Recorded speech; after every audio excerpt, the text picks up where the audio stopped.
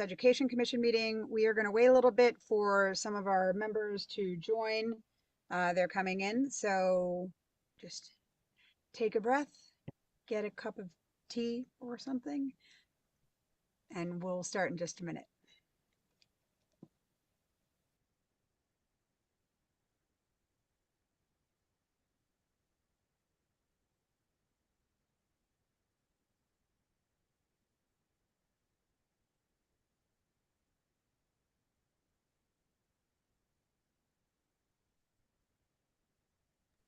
I hope that worked because it keeps kicking me out on my phone.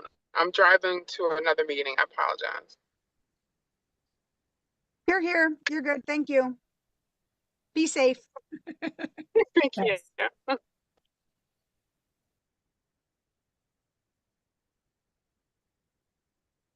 I know that Corey has been having some technological issues, so I'm hoping she's going to be able to join. Fish, I owe you that coffee.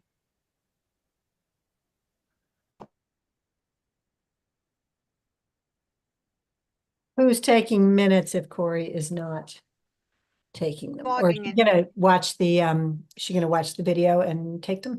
Yeah, but she's logging in now, she just said. But yeah, that's what she'll do. She's been great at doing that. So.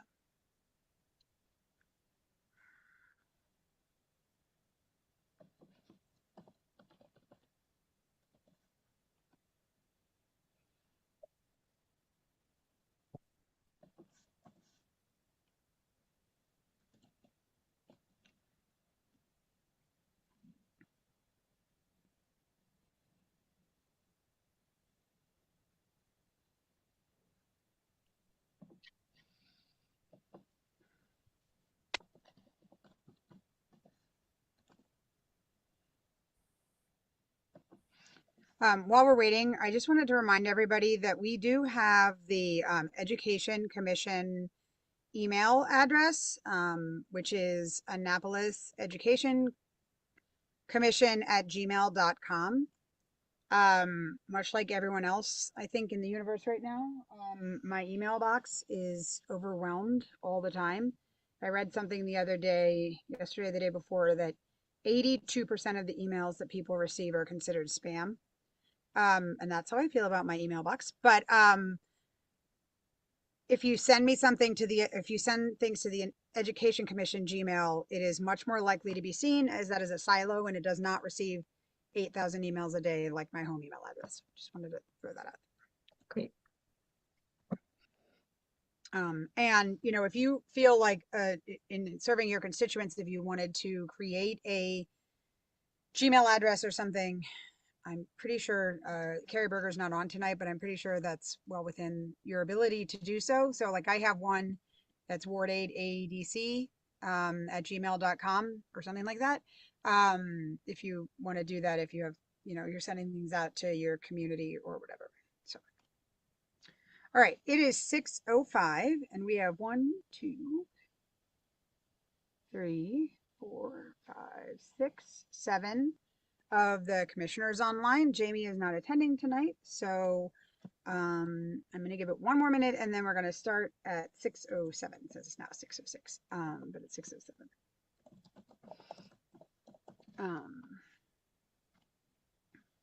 Hey, Laura, note to selves, mostly to you. Can you put the members of our commission on the agendas going forward? Put what on?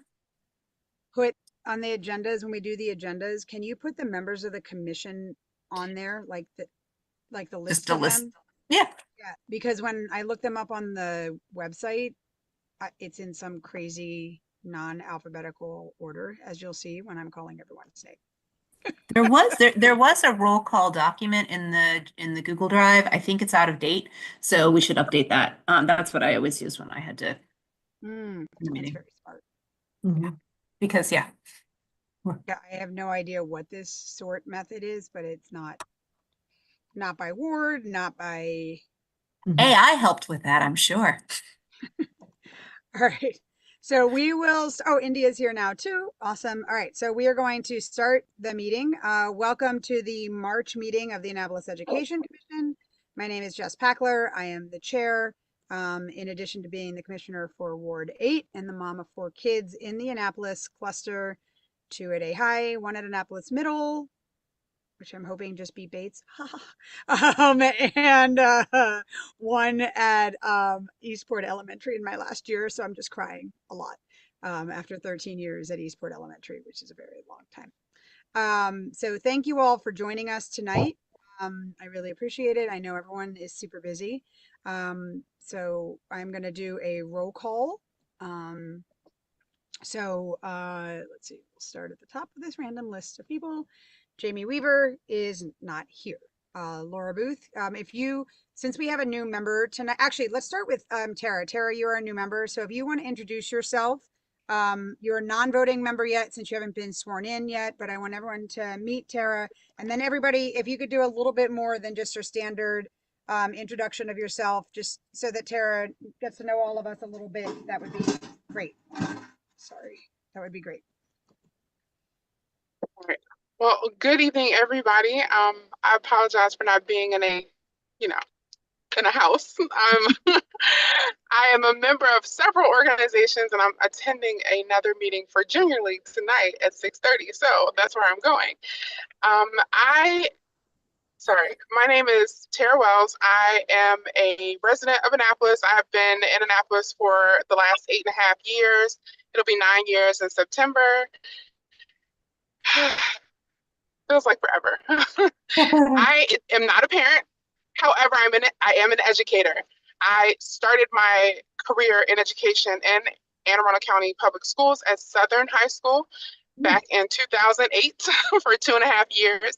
And then I lost my mind and I went to DC for 1 year and did middle school.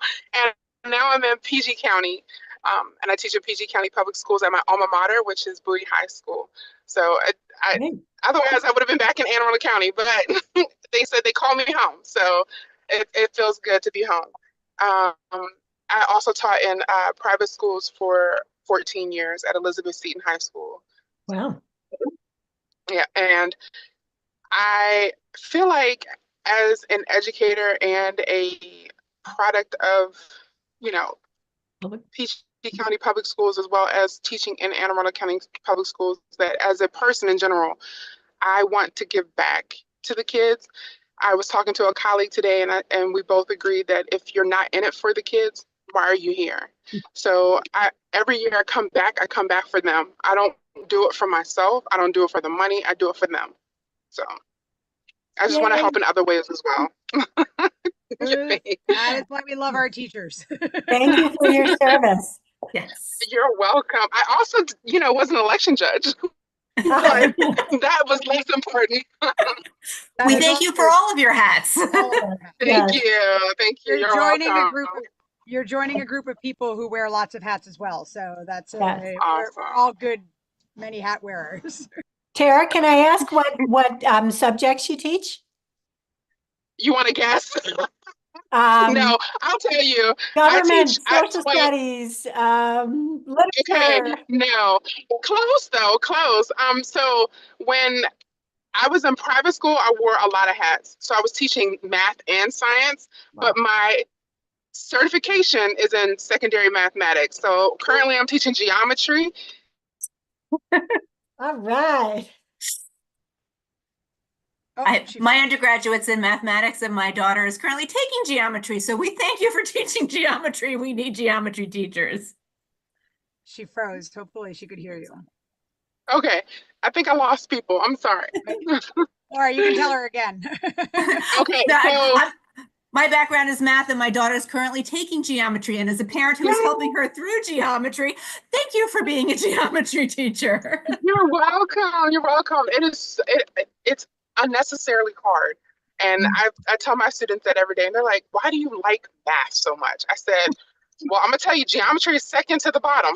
Statistics is all the way at the bottom. But a woman after my heart. Darn, but I was looking for a stats tutor. I was gonna ask you. My favorite is algebra. That is where my heart is. I teach college algebra as well at University of Maryland Global Campus. I'm an adjunct professor, so yeah, I love algebra. That's my baby. The foundation, man. If they don't get that, then they're gonna struggle from then on.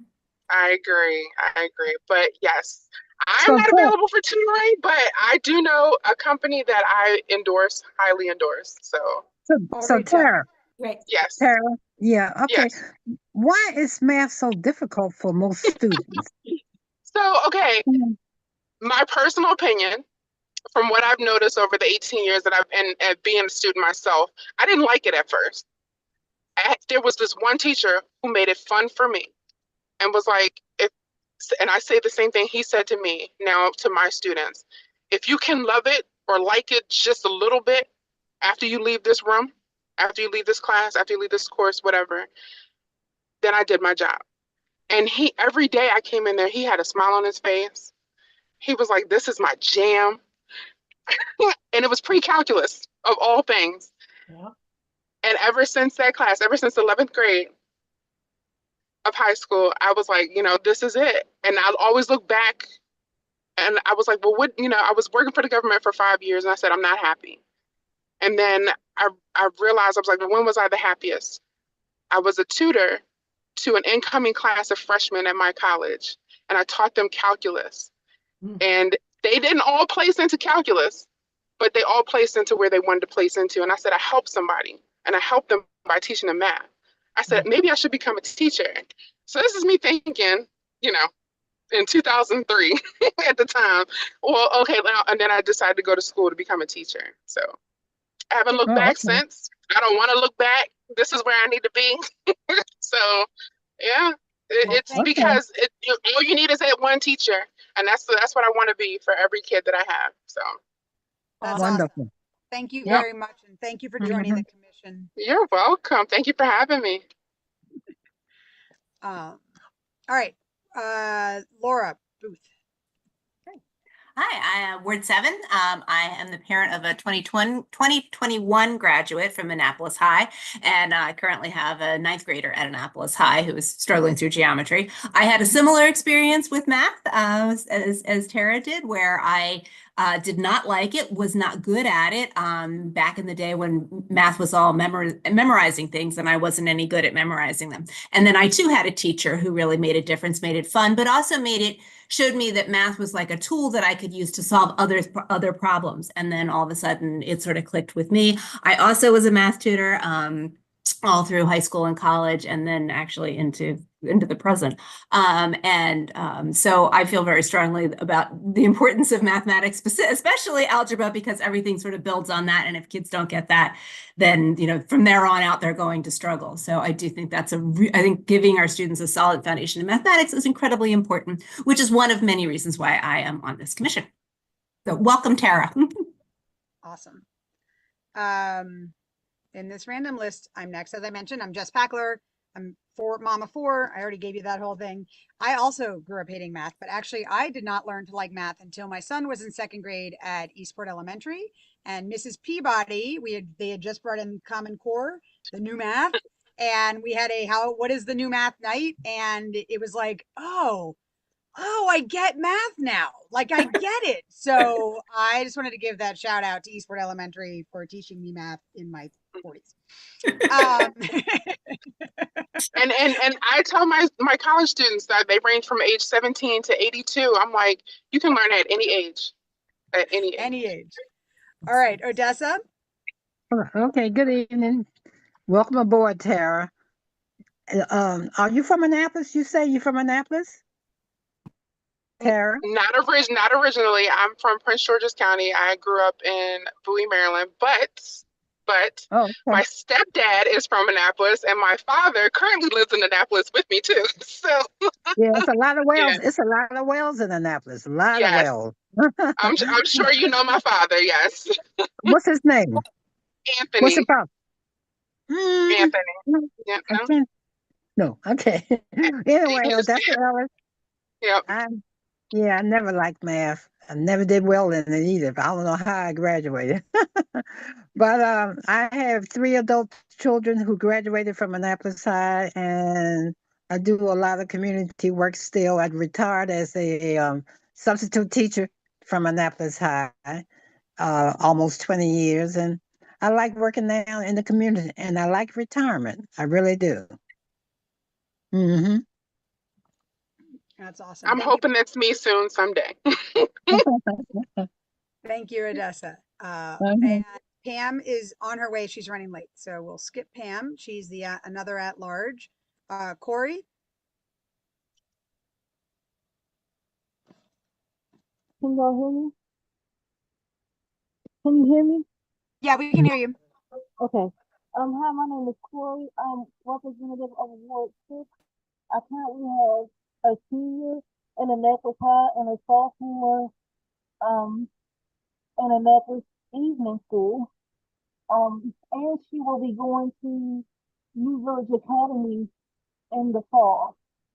I also am the secretary on the commission, and girl, you can help me with math because my kids know not to ask me any math questions.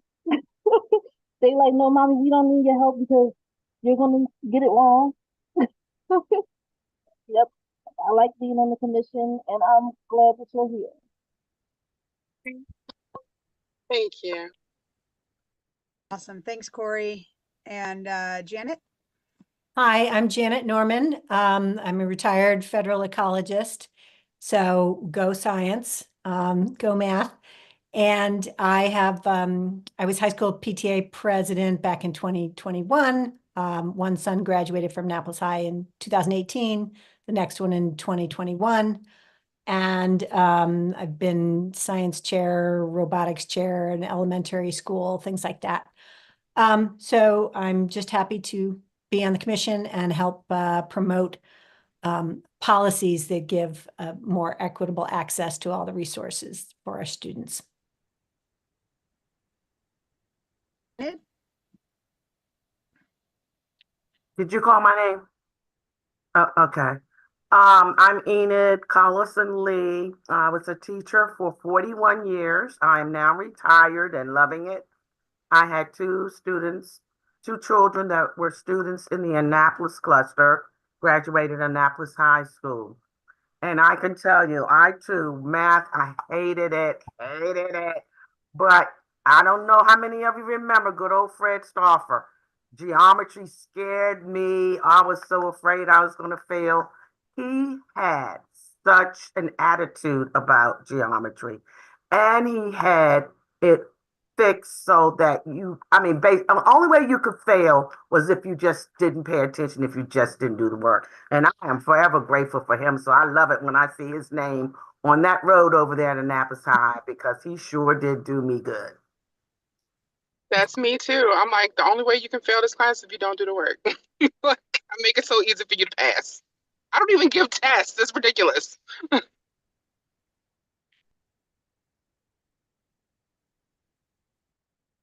That's awesome. All right, Fish. Hey, Fish Stark, Ward 1. Not a public school parent yet, but one day. I've been an educator, but I've spent most of my career in educational program design. My background is specifically in social emotional learning and mental health. A couple months ago, I left the youth mental health space. The tech startup I was working at got acquired. I'm now running a nonprofit that works on education policy issues, but because I'm spending most of my time doing the fundraising and administrative stuff, between this and serving on the advisory board of New Village Academy. So go Corey. Love that you've got a student enrolling. Really relishing the opportunity to get back closer to the ground level, and find ways to make tweaks that make systems work better for kids. Awesome. Thanks, Fish. Glad to have you on board. I don't know if you heard me earlier, but I still owe you that coffee. I'm sorry. All good. I owe you a text. So All right. Alderman Finlayson, I do not see online. India. I'm sorry. I just wanted to tell you, her dad had COVID and then she got it, so she's recuperating. Oh no, that's horrible. I'm sorry to hear that. At least that was last week. So. Okay. She's had a run of it. All right, India. India Oaks, Ward 5. Always have loved math because I love solving things. Parent of a 9th grader at Annapolis High. alumni and lifelong advocate for our Annapolis public schools, and given the current climate right now, want to highlight I am also a proud product of Head Start when it was located at the corner of West Street and Hicks Avenue in the late 70s. Awesome. Thank you, India. Glad to have you here as well. I don't see Grace. Is Grace on here? All right. Elizabeth? Hi, my name's Elizabeth Ruddy. I'm here tonight representing the Teachers Association of Anne Arundel County. I'm standing in for our president, Christina Corona. I've been a teacher in Anne Arundel County for 17 years. So I've been all over the county, special educator, third grade teacher, fifth grade teacher, math teacher. I teach AVID now at Severna Park Middle, but I am actually all this math talk. I'm in the process of going back into the math classroom, so I'm excited about that. And then my husband is a teacher at Annapolis High School. He made the switch over to public school a few years ago. He was at Spalding for a long time, and he is truly loving his experience over at Annapolis High School. But tonight, He's a great English teacher. What, you know who he is? Yeah, my daughter had him last semester. She loved him.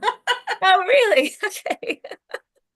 So yeah, so tonight I'm just here sharing some information I have about the budget that's coming up, and just asking for some support. We have a community forum coming up. So I have just some information to share about that. Awesome. Thank you for having me. Thank you for coming. I really appreciate it. And hopefully we'll see you at future meetings. As I was mentioning that I think it's great to get more people. The more people we have in these meetings, the more resources we can find and provide, and information we can have and share and do better for our all right. Alderman Schandelmeyer. Hey, sorry, had my camera off. Hey, I'm Alderman Brooks, represent Ward 5. I am here to be presenting on one of my bills later in the meeting. How do you feel about math, Brooks? It is a subject I was thoroughly okay at throughout my career. Awesome. Great answer. And I see that Grace just joined us. So Grace, if you just want to come on and say hi, we're just introducing ourselves to our new commissioner, Tara. So if you just want to introduce yourself. Oh, me? Hello. Oh. Grace first, then you. Go, Grace. I'm Grace Matthews. I'm pleased to be here this evening. I've had a difficult time getting on, but I'm glad that I'm on, and I want to say hello to everyone. Hello. Thank you. Grace, you want to give a little bit about your background and joining the commission and education and things? Yes, well, I am a 47-year educator. I've taught elementary, middle, high school, ABE, GED. I've done it all. And I ended up 27 years of the 47 years as a guidance counselor. Awesome. Thank you for your service. And finally, I think last, Pam. Where'd you go? There you go. Hi, welcome to our group. I'm Pam Bukowski. I'm a retired speech language pathologist. I have 6 kids who attended schools in the Annapolis cluster. My youngest graduated in 2010.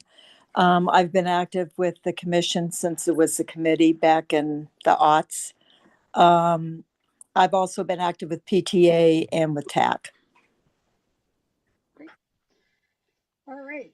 Thank you so much to everyone for joining and sharing about yourselves. I am going to share the agenda so we can have that was sent out to you so that we can have approval of the agenda. Are there any changes to the agenda? Go ahead, Janet. Yes. I just wanted to see if we can add somewhere just a mention of commissioner expiration dates, that 9 of us are expiring in June 2025. And if we want to get on the city to take issue with getting renewals if people want to renew, or new members, because I know that process takes a long time and I don't want a long gap where we don't have confirmed members of the commission. Great, thank you. I've added that. Any other changes, updates? Can I get a motion? Motion to approve the agenda as amended? Is there I'll a second? second. Thank you for Laura. your second. All right, all in favor? Anyone opposed? That's easier with this format. Okay, motion is approved. All right, next we have all of the amazing minutes that Corey worked so hard to get. They were all brought forth last month and then emailed out again to you this month. Do you need me to, except for the February one, obviously, because that was the newest one. So for September, October, and November, can we do them as a group, or does anyone have any changes? Does anyone have any changes for September? I should start with that. Okay, does anyone have any changes for the October?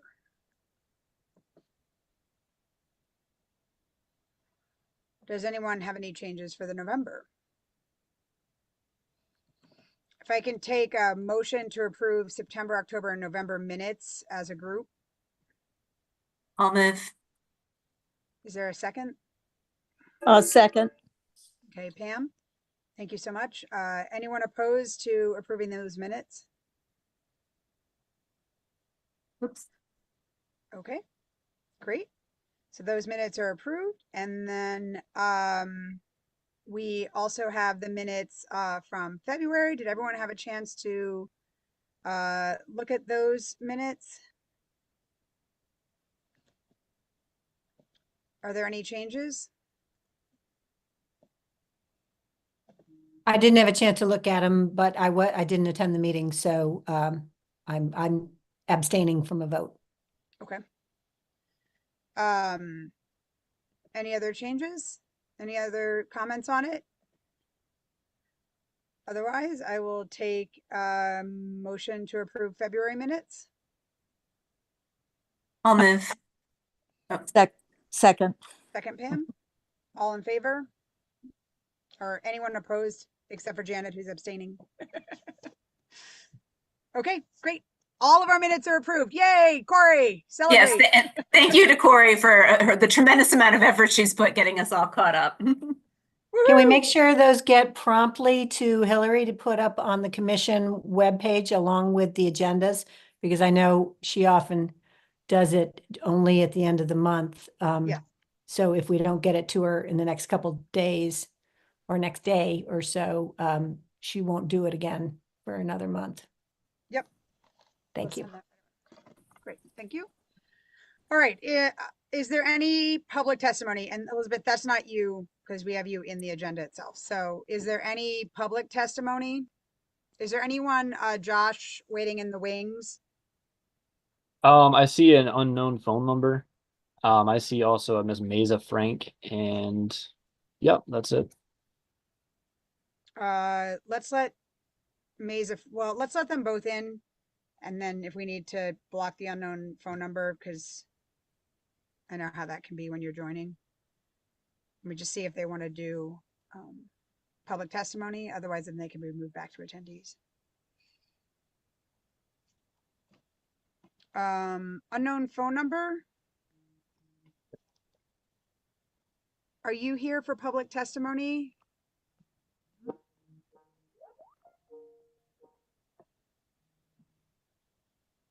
That's weird. 2240944. Oh, that's Miss Sims.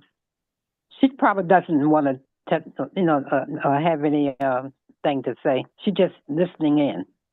Okay. Mm-hmm. Who is that?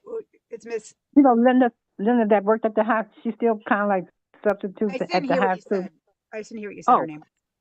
yeah, Linda Sims. Okay, Linda Sims. Okay. Right. Mm-hmm. And then Josh, the other person was, they come in and out. It's Miss Mesa or Misa Frank. I think Mesa Frank. I'm trying to promote her, but she's not. I don't think she's accepting it. Okay. Miss Frank, if you would like to join us and give public testimony, you're welcome to. If you want to hang out and attendee, you're welcome to do that as well.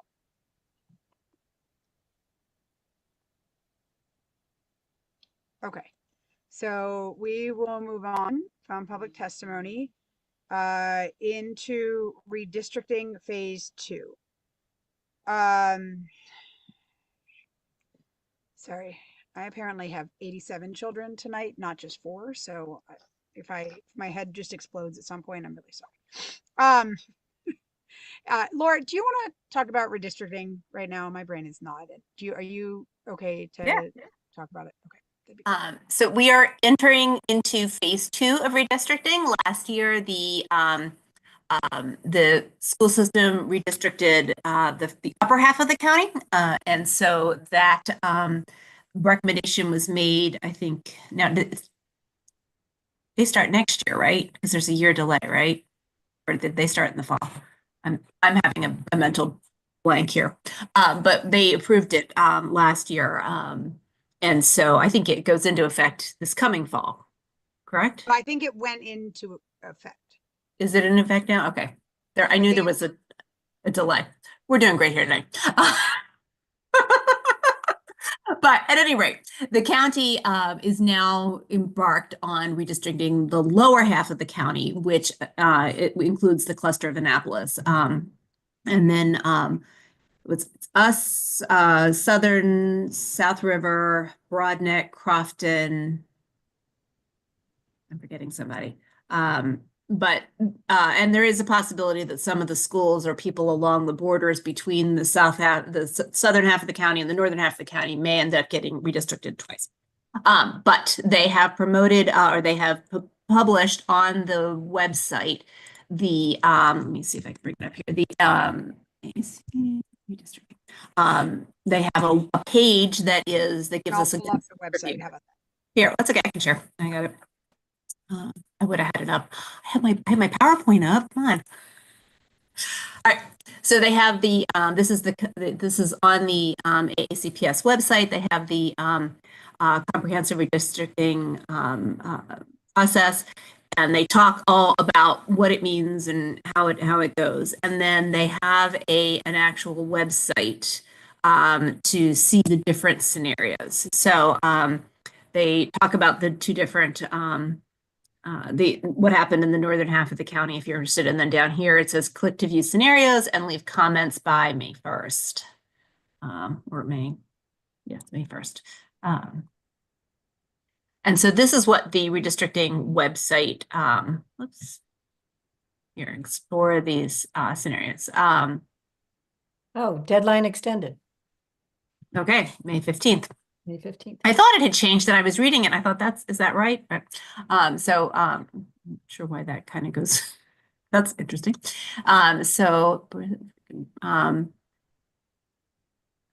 Which is it? Is the Boundary Explorer?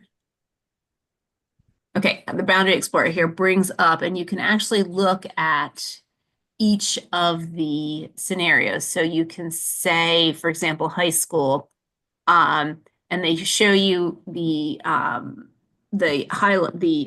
loop is the black outline here rather is the outline of the current attendance area for Annapolis High School. So we are looking at this sort of black border.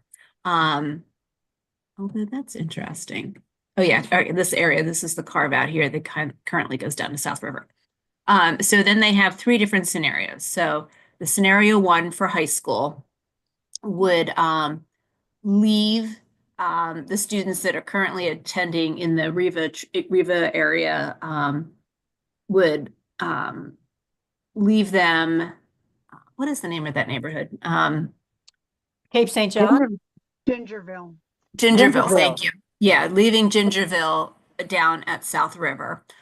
So that's this area in the pink here. And then this striped area is the group of students that would be moved that currently attend, like the Mills Parole attendance area, would move them down to South River as well. And then over here, you can see they're also moving some folks from Crofton, which is also has just opened and is now at capacity, and move them down there as well. And then move some of the folks here that are in South River down to Southern. But there you can explore then the different scenarios. So that is scenario number 1, and we can sort of zoom in a bit more to see. Fortunately, once you get the stripes on there, it's harder to see the roads, but there is Laura, what is that area right there, the stripes? This is the area that's going to be moved. They're currently here. It's along Forest Drive. It's this side of it's the southern side of so it's Forest Greenbrier. Yeah, It's but this that's where area. I live. I live down there, I think in that area. Yep. And that area is under this scenario, I think actually under all 3 scenarios. It's just that area goes, yes, scenario 1, scenario 2, and scenario 3. So all 3 scenarios move the students in that neighborhood or in that area down to South River. Scenario number 3 actually moves almost the entire Mills Parole attendance area down to South River. So that's one of the things that we should probably talk about, because there are a lot of students. Mills Parole has it's like 96% farm students, which means that a great number of the students in that school do not come from households that do not have access to private transportation.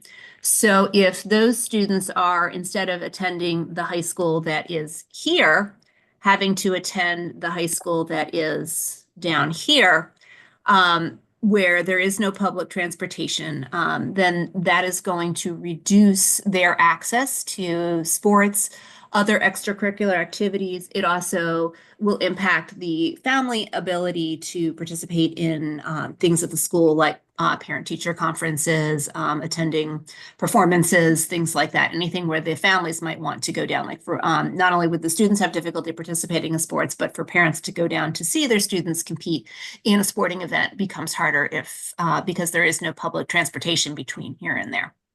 So that is one of the things that we should probably discuss as a commission, our feelings on that and present that. We have until May 15th you can submit, you can take the survey and you can submit comments through this website, but we could also do that as a commission. Enid, I see you've got your hand up.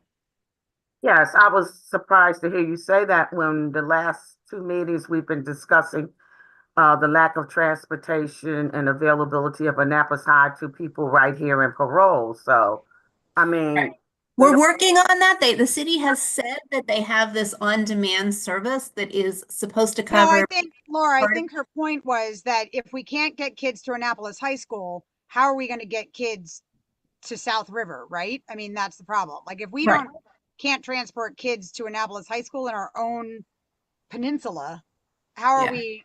How is that going to work for kids who want to play sports or want to do after school activities or miss the bus in, somebody that lives off of Old Forest Drive and they miss the bus? Like, how are they going to get down to 214? Right? That's. Yep. Mm-hmm. Yep. I mean, I don't know. Is that what you were saying, Enid?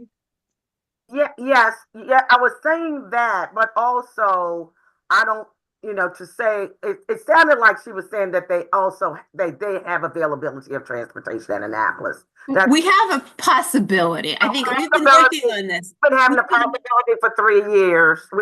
I know. But there's a better chance of being able to obtain public transportation. I mean, you can technically Closer. Yeah. Yeah, you can get over to the Park and Ride from Annapolis. It takes a long time, but you can get there eventually. And then you have to walk from the Park and Ride on Riva or on Harry S. Truman. You have to walk down to the high school. It is possible. It's not fast. It's not direct. It's not efficient, but it is possible. South River is not possible. I would say that South River is about as possible as getting to Annapolis High School from Eastport, but I don't think because neither one of them are possible. I don't think Yes. that either one of them are currently possible. And Brooks, if you would like to just keep coming to our meetings, we can continue that conversation as well, because that Yeah. is an ongoing conversation. Can I add a point that, from my understanding, these scenarios were put together by an outside consultant, who is not a local member of the Annapolis community, and knowing our specific neighborhoods, but, kind of a consultant group crunching the numbers on number of students and, capacity levels and things like that. So that may be why you're seeing, portions that we as members might disagree with. So I think we need to be vocal in getting our elected officials to also speak up for the Annapolis cluster and, continuity of student experience and supports, as well as just the commission. Agreed. I Yeah. totally agree, because it's also not even just transportation. It's also things like Seeds for Success. It's things like STAIR. Right. It's, you know, Yeah. Right. programs. I mean, charting does careers. South River High School have a Black student union like Odessa and others have founded and are very strong and successful? I don't don't- think they do. I don't know, but which is really important. But also you have those programs that follow kids from, Yeah, you know, grade school to senior year. And if you don't, you know, how are those continuity? How is Boys and Girls Club going to help with students that are now attending school in the South River area, right? How is that all going to work out? Have all those things been worked through? So I really encourage everyone to please go onto the website to do some explorations. Laura, if you want to go back to that main page, because it lists the, go to the information related to phase 2. There are community meetings, one at the Board of Ed on April 9th, one at Annapolis Middle School on April 29th, and then there was one yesterday at Southern High School. So up to 30 speakers can speak, and please consider speaking and you know, and talking about it, because I think one of the things that we talk about here in our cluster a lot is, because we are in the city. I mean, the whole reason for the existence of our commission, right, is the gap between the county and the city in terms of, and the students who live in the county or go attend schools outside of the Annapolis cluster, and the students who attend schools in the Annapolis cluster, because of the inherent differences that happen with our two different governments. And we talk a lot about that gap in the services and that type of thing. And, you know, this redistricting is always painful. It's always going to be difficult no matter where it is. Most of us who are on this commission went through the last redistricting for the Annapolis cluster. That was difficult, but it was community based. And just by the very geography of our city and our cluster, but then also based on the unique socioeconomic demographics of our city versus the rest of the county, we have a different profile. And so I think that needs to be incorporated. It can't just be the numbers game, like you were saying, Laura. It can't just be that. And then also their numbers that they're using, just so everyone knows, don't include any of the redevelopment that could occur for the CNI project at Eastport and possibly elsewhere in the city, which would affect number of students at Eastport, Annapolis Middle, and Annapolis High at the minimum, and could possibly affect students at Mills and Germantown if there is housing that's built elsewhere in the city. So and Bates then as well. okay. Jess, what is the CNI project? Is there another name for it, or? CNI is Community Neighborhood Initiative, I think. Right. Is it Bywater redevelopment, or is it what? No, it's Eastport. Eastport Terrace. It's the Eastport Eastport Terrace. Terrace and Harbor House, Eastport Okay. Terrace and Harbor House redevelopment. Okay. It's a massive program, you know, many Yeah. millions of dollars of redeveloping the entire piece of property over here, Okay. and adding Brooks, I don't know if you remember the number. I think it's somewhere between, I think it's around 400 units to Wow. the property.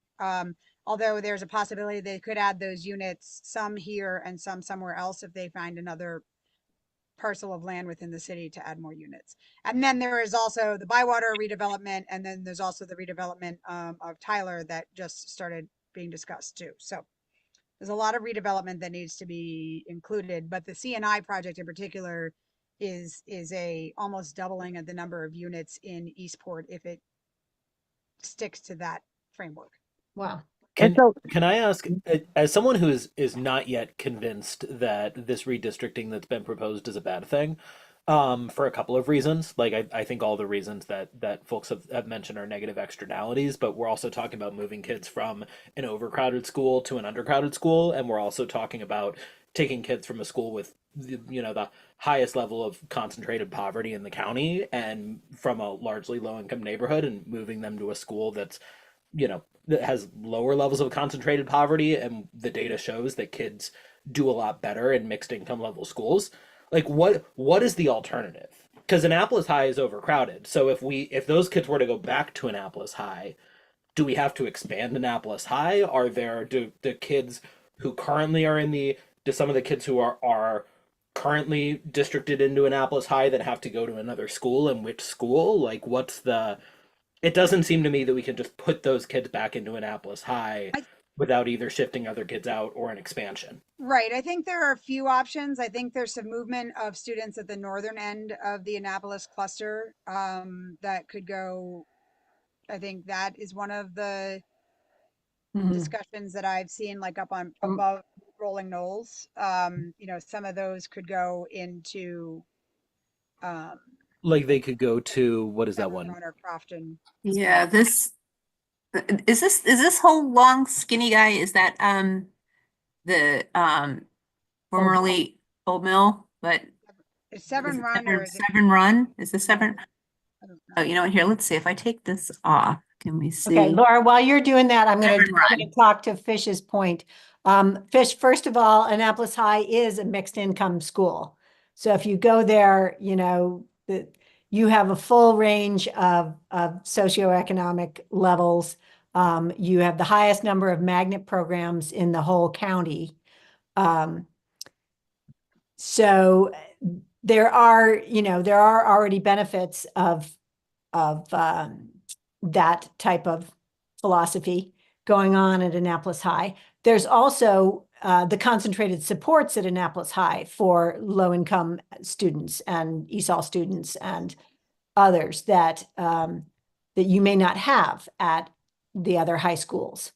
And so how would you build that in? What would be the process for doing that? I think is an important question. Oh no, and no doubt. Like to be clear, I don't think there is a situation that's all positive or all negative. I guess I'm asking, if we were to say, hey, it's important to keep those students in Annapolis High for the reasons that were cited, who then does get moved, or are we trying to propose that Annapolis High expand? Sounds like we're saying that the kids north of closer to Rolling Knolls, yes, get districted to Crofton, or districted to South River High School. Part of the Rolling Knolls jurisdiction could go instead down to South River High School. Fish, I agree. I very much agree with your point. A young man right around the corner from me that I helped to mentor was failing, getting in trouble at Annapolis High. They sent him down away from his peers who were, kind of agitating it more. He ended up going to college at least for a year. And sometimes a new environment, even though they may not have, but what's stopping them once these kids going down there from having a Black history club or whatever? And he's not the only one. I know at least 5 kids who have succeeded, who were basically not doing well at Annapolis, who went down to South River, got a fresh look at things, and did very, very well. Well, and I think students could still do that, right? Right. He had a choice to do that somehow, Enid. How was his choice? The first guy did not have a choice. It was mandatory. He was no longer welcome at Annapolis High School.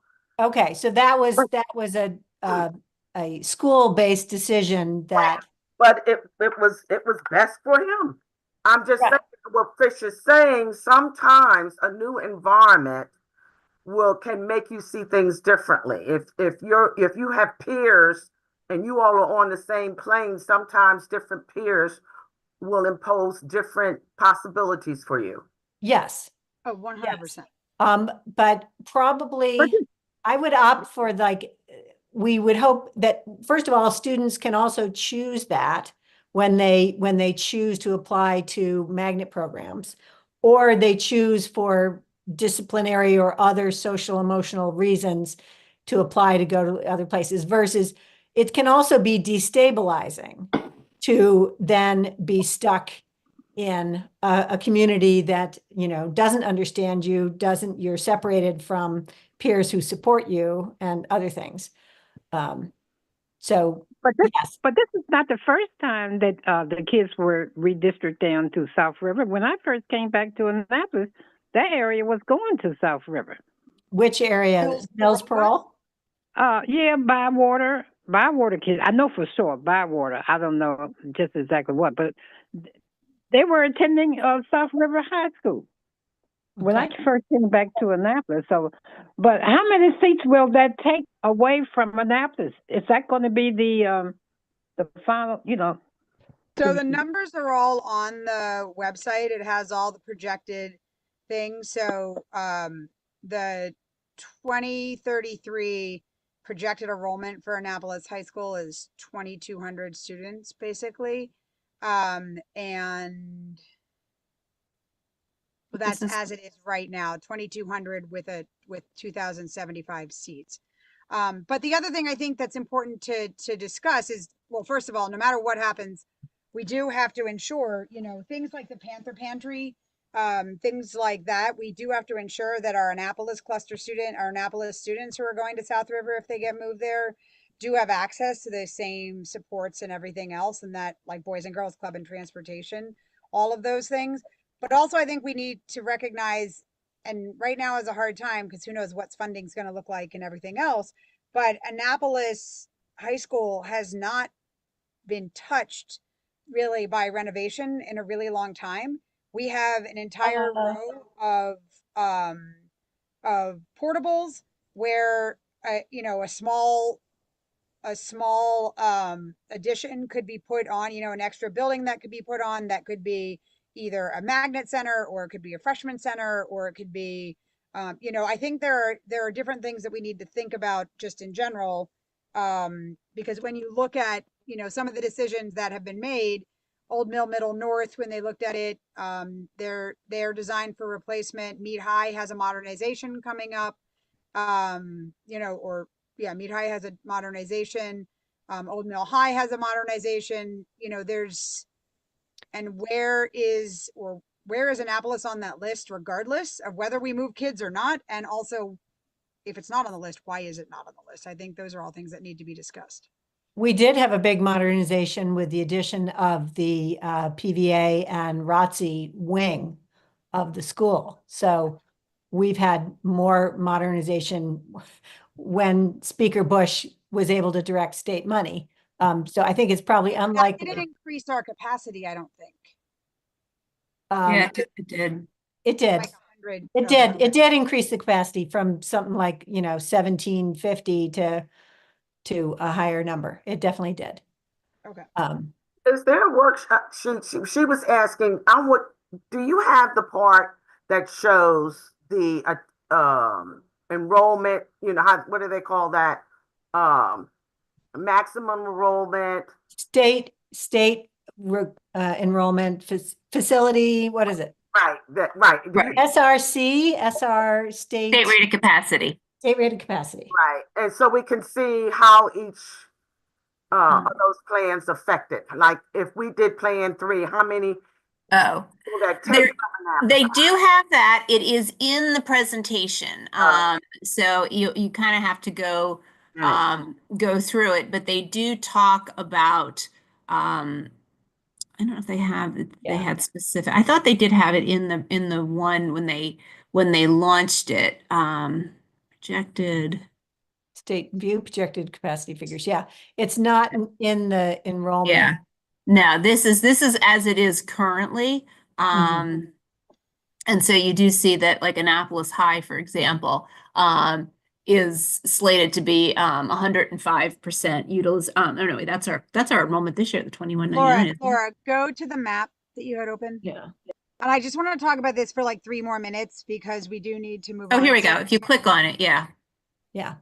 Our current Annapolis High enrollment I saw from the website is 2,075 students. We're below 2,100. So we are just below the state rated capacity now. And then here they give you for the 3 scenarios. Basically, scenario 1 and 2 are similar. And then scenario 3, which pulls out more of the kids in the Mills Parole area, then we drop down to 1689. So we drop down to 81% utilization. Mm-hmm. But you can go through each one of the schools too and click on, like, I guess if we clicked on middle school, maybe, no. I don't know how I just got to that one. I guess if I clear that one, I don't know. Oh, there we go, Annapolis Middle. That one, oh, looks like that's unchanged. So I guess the kids that are there would continue from Mills Parole, continue to Annapolis Middle. Change doesn't happen until high school. They would go to Right, Mills and Parole then, yeah. Mm-hmm. No, saying there aren't any changes too. So they would flow from Mills Parole to Annapolis Middle, but then they would go down to South River. But each of the schools you can click on the numbers to see, and that's where we were looking at with the elementary school with the numbers they were giving for Eastport that do not reflect. They're showing very little increase in enrollment under these scenarios. Although they are taking in this one has them taking in slightly more students, but does not include the redevelopment of Eastport Terrace. So it's so Harvard you House can, and Eastport Terrace, not yeah. just Eastport Terrace. Sorry, yeah.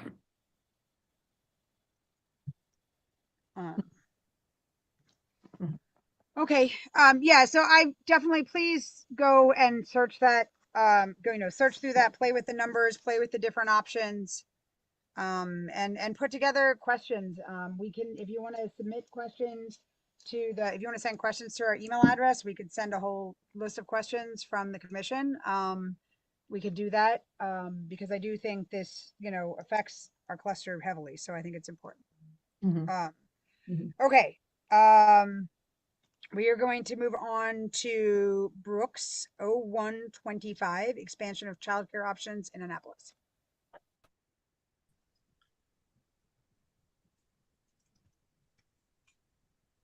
Hey, everybody.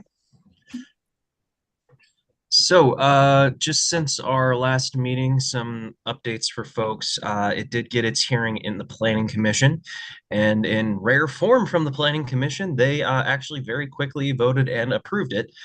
So they are about to vote and approve on their findings at the next hearing before it will go to public comment, I believe, on the first meeting in April. This being Annapolis city government, things can change on a whim, so who knows, man? But that is what I believe the section will be. And Brooks, when is the first meeting in April? Do you have that it? is a great question. On a Monday? You guys are on Mondays? Yeah, it's the alternative Mondays to the county, and that would be, hold on, let me pull up the old Google Calendar here. That would be Monday, April 14th at 7 p.m. start time. Yeah. And for the folks who were not here last time, essentially, this legislation does 3 things as written. One, it sets up a lot of definitions and standards for childcare with the state. Annapolis has a little bit of mismatch after some updates from state law. This gets us on the same page. 2, currently the city of Annapolis only allows family childcare small, which has a cap of 8 children. This would allow family childcare large, which has a cap of 12. And what family childcare is very layman simplified terms. It's a daycare out of your home. instead of one of those larger childcare centers in commercial areas. It's daycare out of your home. And then finally, the third part of this legislation is Annapolis has a unique regulation with our family child care centers that is not in any other jurisdiction in Maryland, where we have a staff cap where you can only hire one non-resident you can only hire one non-resident in the family child care center. Now, one of the biggest barriers to child care in wait times and in cost is staffing ratios. These are set by the state. They are a good thing. We can argue all day about the numbers and whether those are right, but in the grand scheme of things, staffing ratios are fine and good. But putting that cap on there very much artificially lowers the number of children that can receive care. So ideally, in an ideal world, this will allow some more kids to get care. Will this solve the child care crisis in Annapolis on its own? No, but this is one of several bills that I am hoping to continue to work on. This is the second daycare bill I put forward this term. If I'm still here, maybe we'll keep doing some more that'll just make things a little bit better for working families. And that is the bill as written. And order of hands, I saw Miss Lee and then Miss Norman. Yes, I have two questions. One is, how did you come to the number of 12? And does the bill have any recommendations or requirements on the number of adults or supervision? The number of 12 is set by the state, and the number of adults is also set by the state. Okay. So that's all on the staties. I'm just a little older guy. All right, Janet. So one of my best friends was a family child care provider for 26 years. And she would detail the very rigorous requirements regarding the state. So thank you so much for removing some ridiculous requirements like living within the city. Thank you for aligning it to be more feasible for more people to do this. As I was reading the proposed legislation, so is like the square footage of play area and stuff, is that all state regulation? That's not Annapolis is dictating its own square footage of outdoor space and stuff, is it? An additional regulation that the city set forward is we do have a minimum requirement for outdoor play area based on the number of children. This legislation does not touch that. That is something I might try to explore later, but this legislation does not get into that. Okay, I have qualms about supporting the legislation with that requirement, that it might, cut back against people who don't have as large a yard with 50 square foot for every single kid, but, walk the kids or stroller the kids down to the local community park often. I don't want us to have an additional artificial barriers against childcare providers. I agree with you 100%. I don't know if that could pass. Why, as we're revising the bill, are certain people against removing that? Or what is the state's requirement for outdoor play space per square footage per child? I don't know if the state actually has any childcare requirements. Is something I am relatively new to getting to learn on. I do not have any children. I just got a little cat, but I've had my kids in a family. Both my kids went through a family daycare provider who was excellent. But I agree with the 100. I agree 100% with the artificial barriers. Maybe this is me being paranoid. But especially since we're in since city there's not a rule limits. against having kids and having a yard, right? Like if you live in an apartment, no one says you can't have kids in your apartment because you don't have a yard. So family childcare is legal in all of the residential zoning districts. Legal in all of the residential zoning districts from R1 all the way up to R4, which is your detached single family homes, all the way up to your potential for apartments. Hypothetically, the outdoor space requirement could prevent an apartment with no outdoor space from having a childcare center or a family childcare provider operating out of it.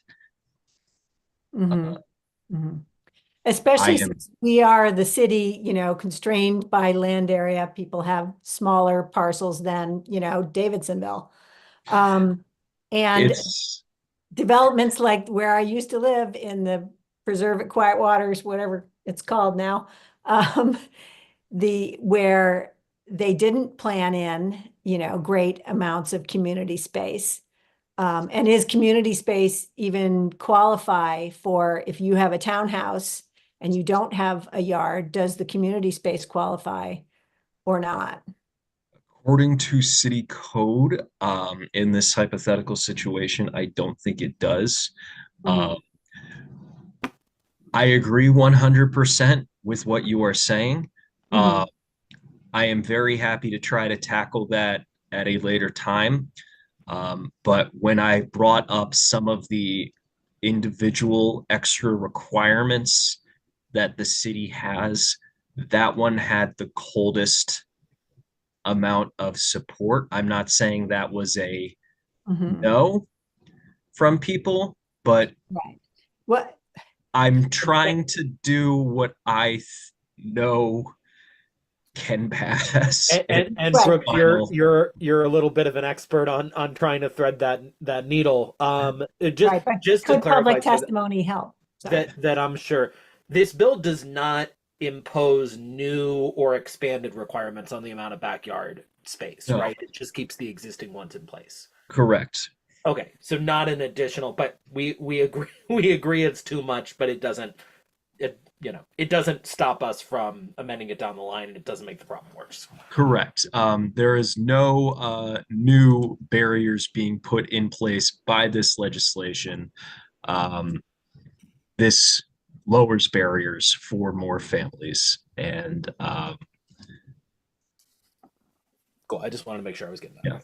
yeah, Um, India has found the state Maryland law on that. I don't know, India, can you share your screen or send us the link so that we can share that? I can read it off of what she sent. But it says a childcare home shall have an outdoor activity area on the premises of, adjacent to, or near and safely accessible to the home that provides adequate usable play space for the approved capacity of the home. So this is what the state requirement is. so a child care home, outdoor activity adjacent to or near and safely accessible. Can you scroll down so we can see two as well?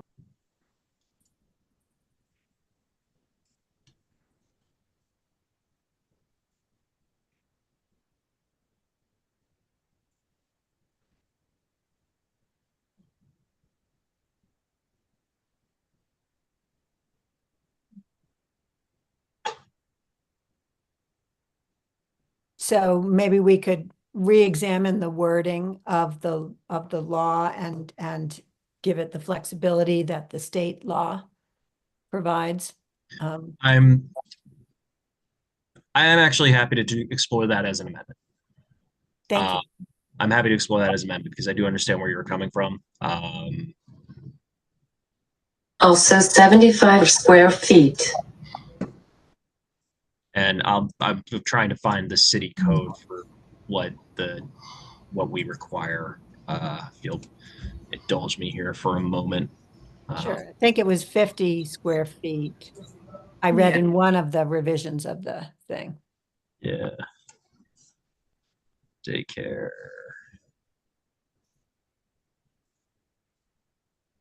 What Jess sent around.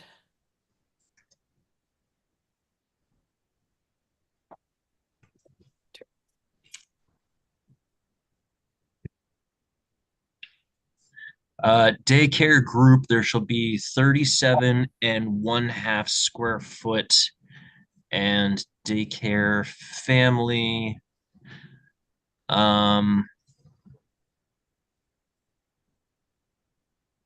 Brooks, I think the wording they use in the state is good, that if it's not at the place, that it's nearby and accessible, I think is important. Yeah, Mhm. so daycare family in city code has no requirement for, I'm looking at city code now. If you'll let me share the screen, I can. Yep, you can Go ahead. Here, I can't share the screen, but that's fine. So I'm looking at the city code now. It's in 2164-190. I am not seeing any requirements for outdoor space on daycare family.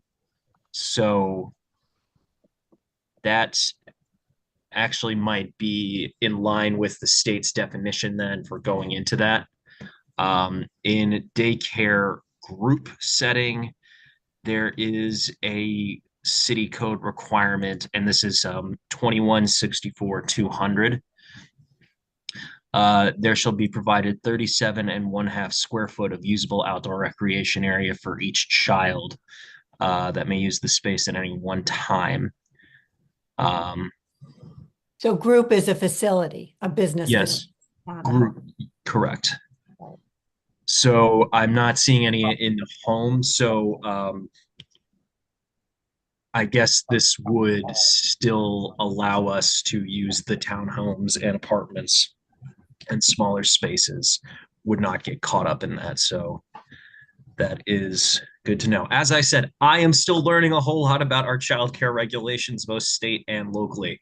I am just trying to do my part to Thank you. loosen the regulations a little bit here and there while still keeping kids safe and bring some costs down. Okay. I think Odessa has a question. Yes. Yes. Can you tell me what is the ratio adult per child with the number 12? So that's all set by the state, and that is so those are set by the state, and that is dependent on age. And I do not have my cheat sheet handy. I am very sorry. Odessa, I believe it's one provider can have up to 8 children. If you have more than and there are certain ages, number of children. Yeah, under if age they're 2. if they're infants, it's it's a higher ratio of caregivers to children, and then it drops down as the kid. But so the number, you have 2 infants in your care out of those 8. 2 infants is under age 2. But if you were we're up to trying to, 12. but are we trying to increase the number to 12? It's a different rating and whole different inspection thing and requirements and stuff. So it's a category. There are family providers who are 8 and under, and then there are family providers who are licensed for up to 12, and they would have 2 adults. Yes. So currently the city only allows family providers, so daycare facilities out of your home. It has a hard stop at 8. And that is defined by the state as family daycare small. The state has a larger category called family daycare large, which is 9 to 12. And that's against state regulation. And the city does not allow that. I think that's just, I don't think that's due to any specific reason. I think that's just due to the state updated its code. The city did not update its code, and no one really took a look at it until now.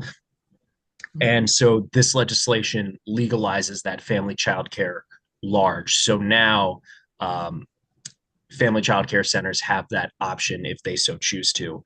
And then the other key part of this is by removing that staff cap of only allowing 1 non-residential staff member, they can actually take on that total number.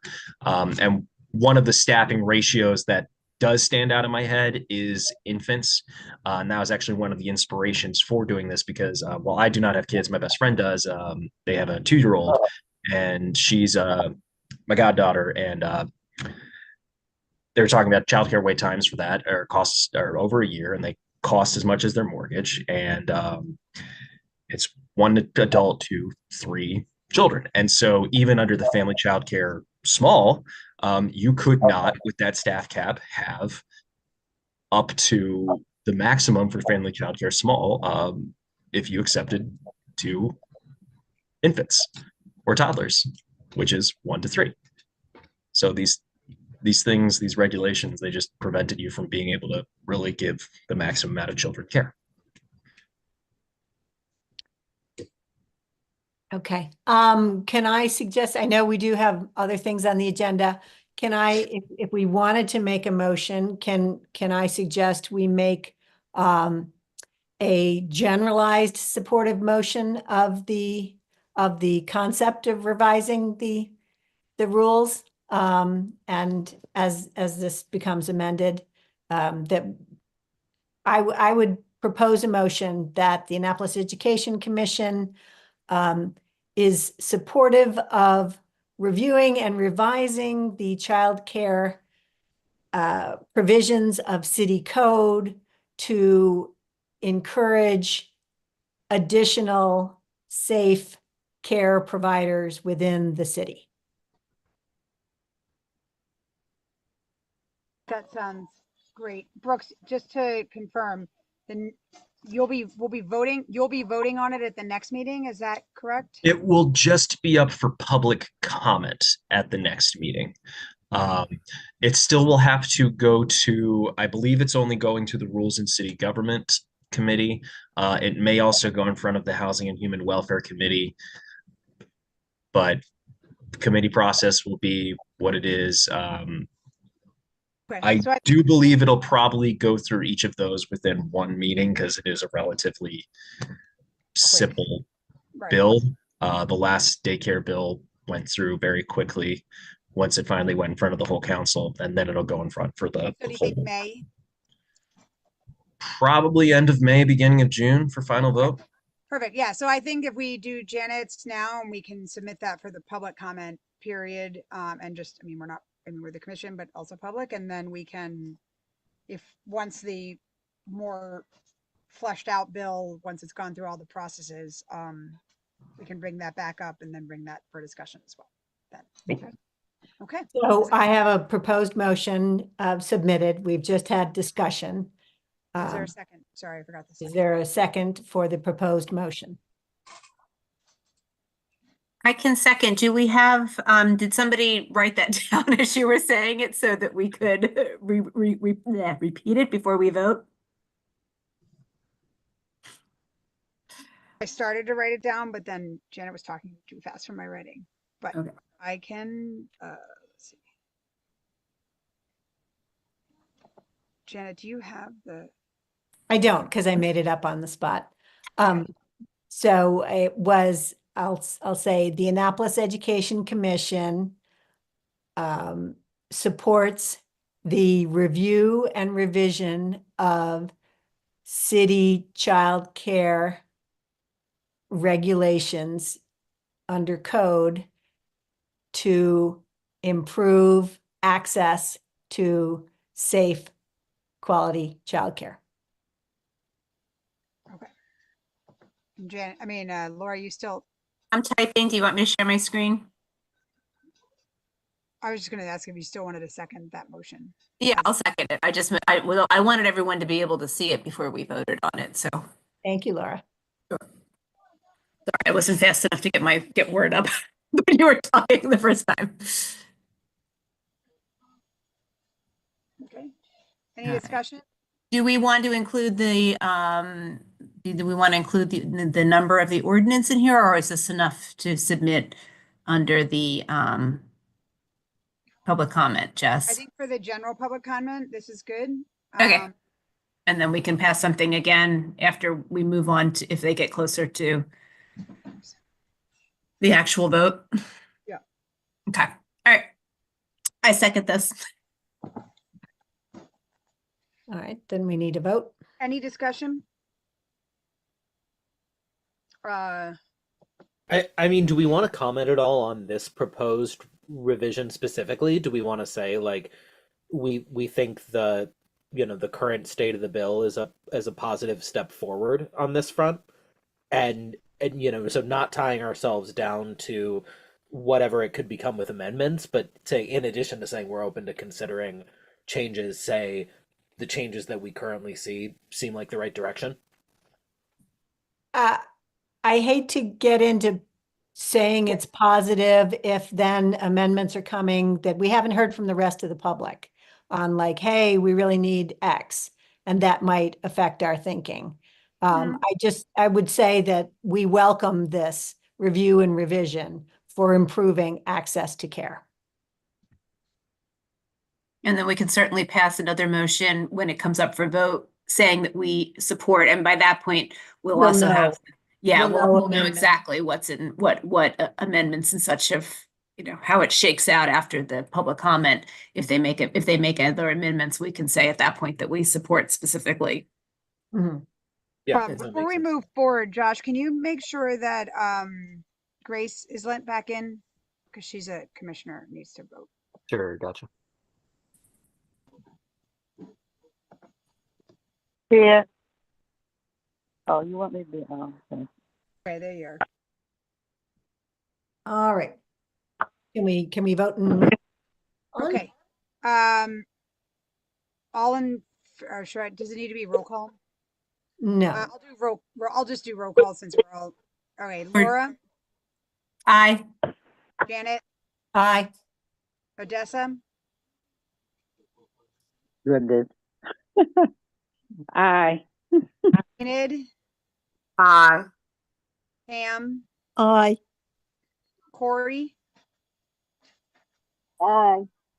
Fish, Aye. India, Aye.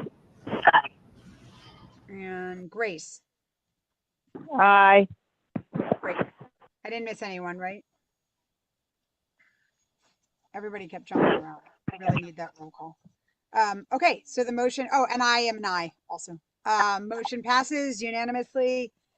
We will submit this so it's available for public comment. And Brooks, thank you so much for what you are doing for the And, very youngest of our kids. And while I have the committee's attention, just something to flag that might come down the pipeline. It's all kind of dependent on the General Assembly and what they can do in the last days. Delegate Dana Jones and Delegate Dylan Beeler, they're both co-sponsors on this, but there is legislation that will give tax credits to family child care centers in both Anne Arundel County and Annapolis. So if that passes, that can hopefully be another attempt to try and expand access and affordability. But that's dependent on what the states do. So Excellent. here's open. All right. That's All great. right, news. everybody. Thank you so much for your time. Brooks, Thank I you. hope that you might stay and listen to the next section where Elizabeth from TAC is going to talk about the budget, the county budget, because we often don't get anyone from the city council talking about the county budget when it comes to the kids. It funds our kids, right? It funds our residents. So if you have time, I love tech. that would be great. Awesome. Thank you. All right. The floor is yours. Thank you so much for your patience. Oh, no problem. And actually Christina's here now as well. So I'll take the president of our union. I'm a member of our board of directors. But I'll take the lead on the presentation, but she definitely, if people have questions afterwards, she would be the best person to ask. Great. So Thank you for Christina, joining do you want to introduce yourself? Sorry. Oh, no problem. Hi, thanks for having us. Again, Christina Corona, TAC president, and we just appreciate the opportunity to talk about the budget and, to work with you. Hopefully, this is a start to working with you more. All right, so as we are in the midst of our budget season, right now we are advocating for our schools with a slogan of "Our children are worth the investment." We want to make sure our elected officials know that regardless of budget struggles that are impending or happening right now, our students deserve to be put first. So to give an overview of budget struggles, AACPS receives funding from a variety of local, state, and federal sources, with the cuts to the Department of Education at the federal level threatening Title I and special education funding, and arguments at the state level about blueprint funding. Things are looking a little scary. So the same is happening with our county budget. For those who attended the budget town halls, this was the slide about fiscal year 26 budget. Chris Trumbauer reported that initial estimates for fiscal year 26 reoccurring revenue are approximately 95 to 105 million, which comes from property and income taxes, recordation and transfer taxes, and the state funds. With existing non-discretionary spending, including pensions and healthcare and the pay packages for county employees, all remaining budget asks, including the Board of Education budget, would benefit from the 57 million in remaining funds. Dr. Bedell has asked for 94 million from the county for fiscal year 26 budget. We have praised his leadership for asking for what our county needs after years of underfunding, which led to underpaying and understaffing, underserving our children in regards. So while this budget may not approach the salaries we know that our teachers and our support personnel deserve, we do know that fully funding the AACPS budget will get us closer to showing our community what it looks like to bring a good school system to become a great school system.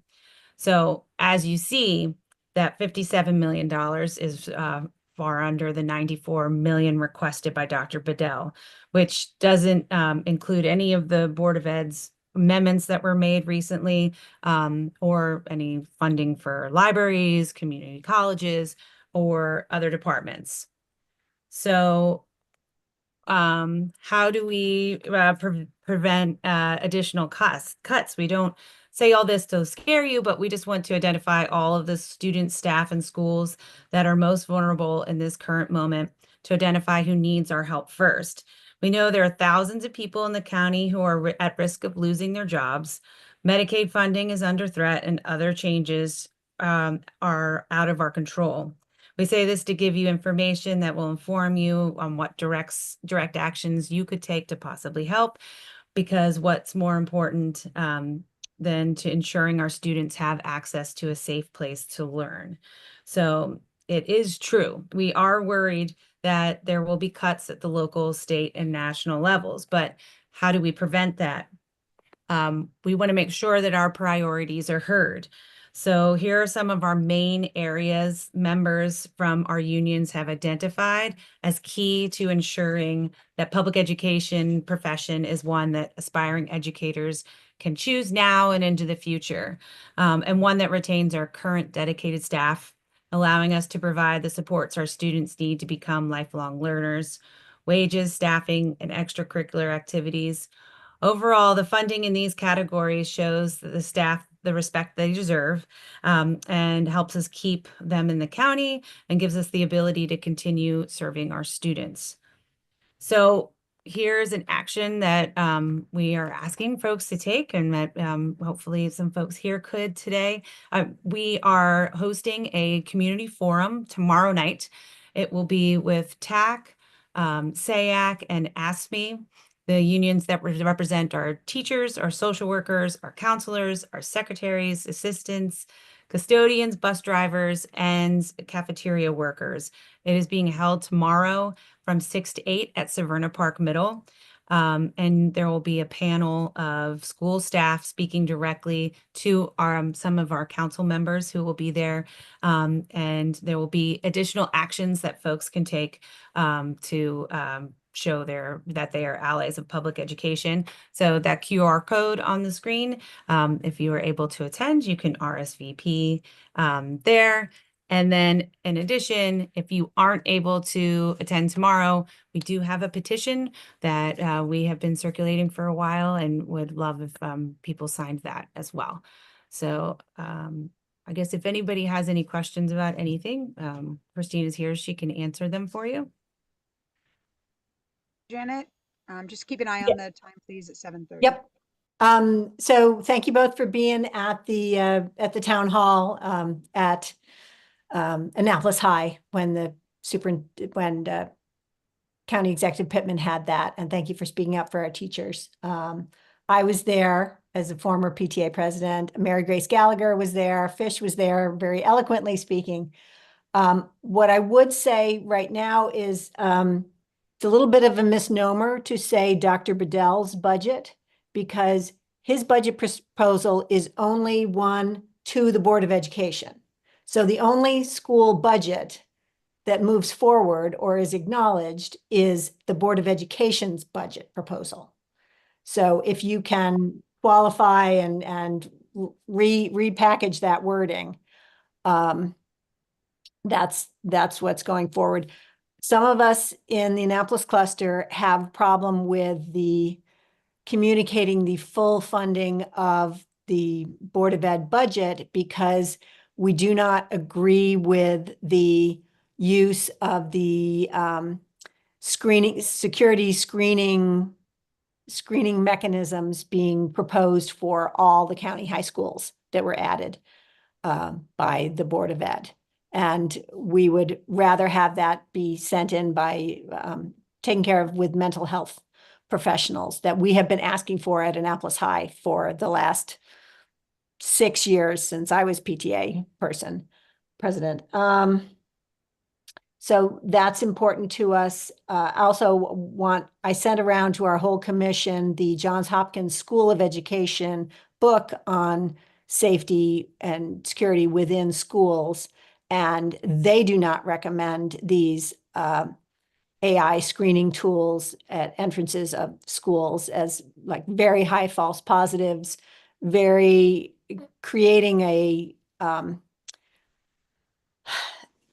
atmosphere where kids are, targeted as suspects and not creating a welcoming environment for school. So I will not be saying full funding of the BOE budget. I will be saying full funding without that program.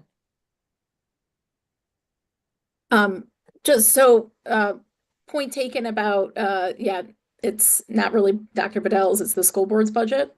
Yeah. One thing I would say, and kind of in support of that is even last year, there was a 3% COLA and a mid-year 2%. And I want to even say that, this year the message was we funded the school board's budget, but they did not fund that mid-year 2%. They only funded the 3% that was initially asked for. So we agree, because right now there's a 3% COLA and funding for a mid-year 1%. And we want to have all of that compensation, not just that initial 3%, because we obviously need competitive salary. So we agree with you on it's what the school board is bringing forward. And we do not have a position on that the non-invasive weapons detection systems, but our message is certainly ultimately it's the staff in the buildings who make the schools function. They're the ones who work directly with students. And so in these very tough budgetary times, it's the staff and making sure we can retain educators, that we are, being competitive. That's where we would really ultimately want to see whatever tough choices have to be made by the county executive as he finalizes his budget, making sure it's the staff who really get prioritized. Because, as Elizabeth pointed out, the increases in the county don't cover even the request from the school board, let alone all of these other important, public services. So staff, and particularly the extra staffing, as you said, for whether it's mental health or special education, there's 155 additional positions for special ed. That's one of our big focuses, because those folks really need those additional staff to lower caseloads. In the elementary, they're dealing with a lot of very significant behaviors, and it's because they're missing like TAs and they don't have the behavioral support folks in there. And we need the salaries to be competitive because we continually are behind other districts. So those are our priorities ultimately. Even when we're saying fund the school board budget, it's those priorities that we care the most about. Okay. So we hear you. Yes. I would recommend that you read the November 2024 book from Johns Hopkins Press, and I'll send you a link. Okay, yeah, please do. Odessa? Okay. Hi, Christina. This is Odessa. Hi. I know there's a lot of familiar faces. Yeah, okay. Nice to see you. Nice to see you too. There's a lot of discussion about the blueprint. And I mean, even though I think funds are going to be cut from the blueprint, it still will it still include the things that's needed to try to help the purpose of the blueprint? You understand what I'm trying to say? Yeah. So there definitely have been pushbacks on the cuts that were put in the blueprint.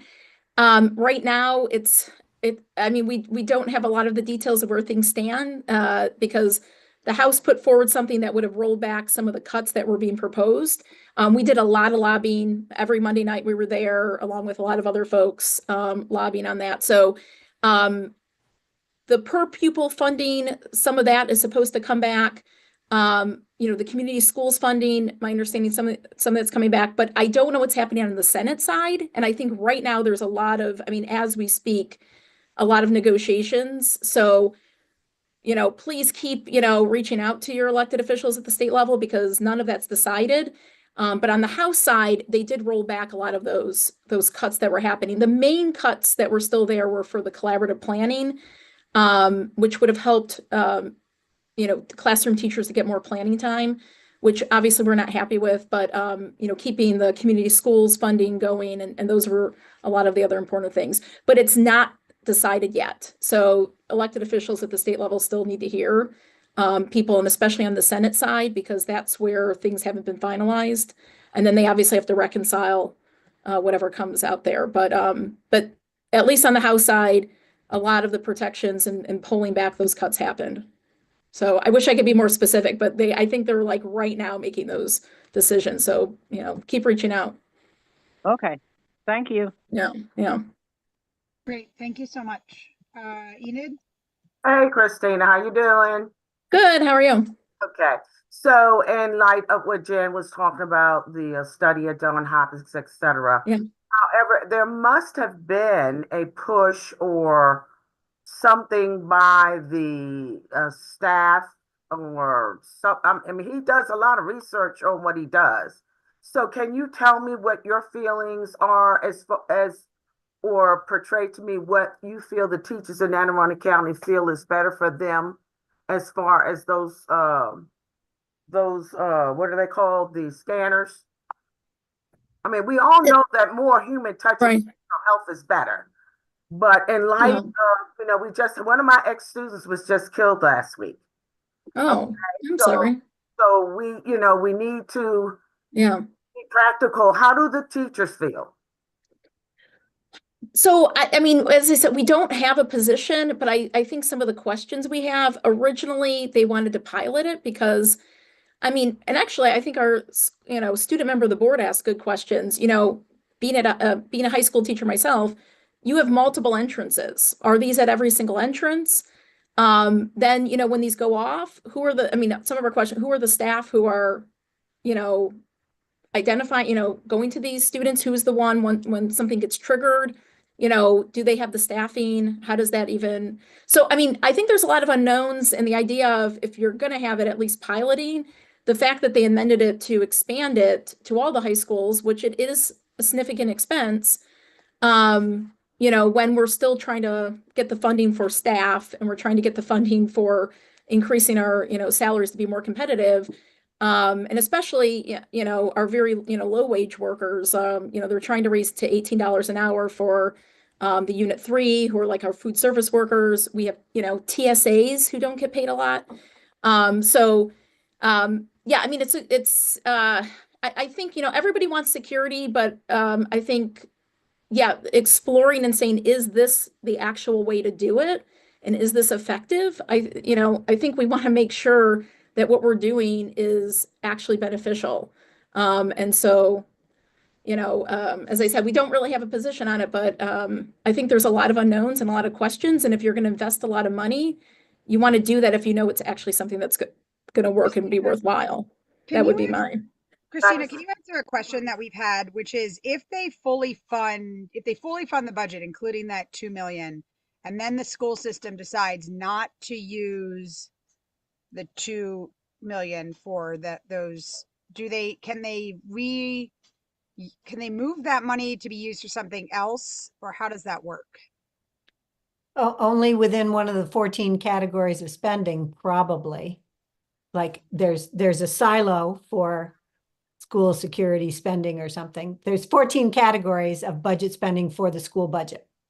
And they can't move from silos. Is that correct, Christina?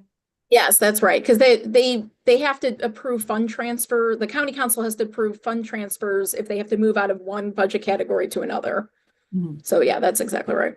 I think one of the concerns we have, I know that I've spoken with a number of people in this cluster in particular, is that if they do the project, the pilot project instead of the whole project, that those pilots will be at schools like Annapolis or Meade or other schools that don't need any more of a reputation disenhancer. That, right? Like, and I mean, I can remember when I went to college in Maine, and the year before I got up there, Biddeford, Maine had put in the first metal detector in the state, maybe in New England, I'm not sure. And that was the thing, like all the kids that came from Biddeford, Maine, people were like, oh yeah, they're from the school with the first metal detector. I don't want that happening for Annapolis High School, right? That is really important. Yeah.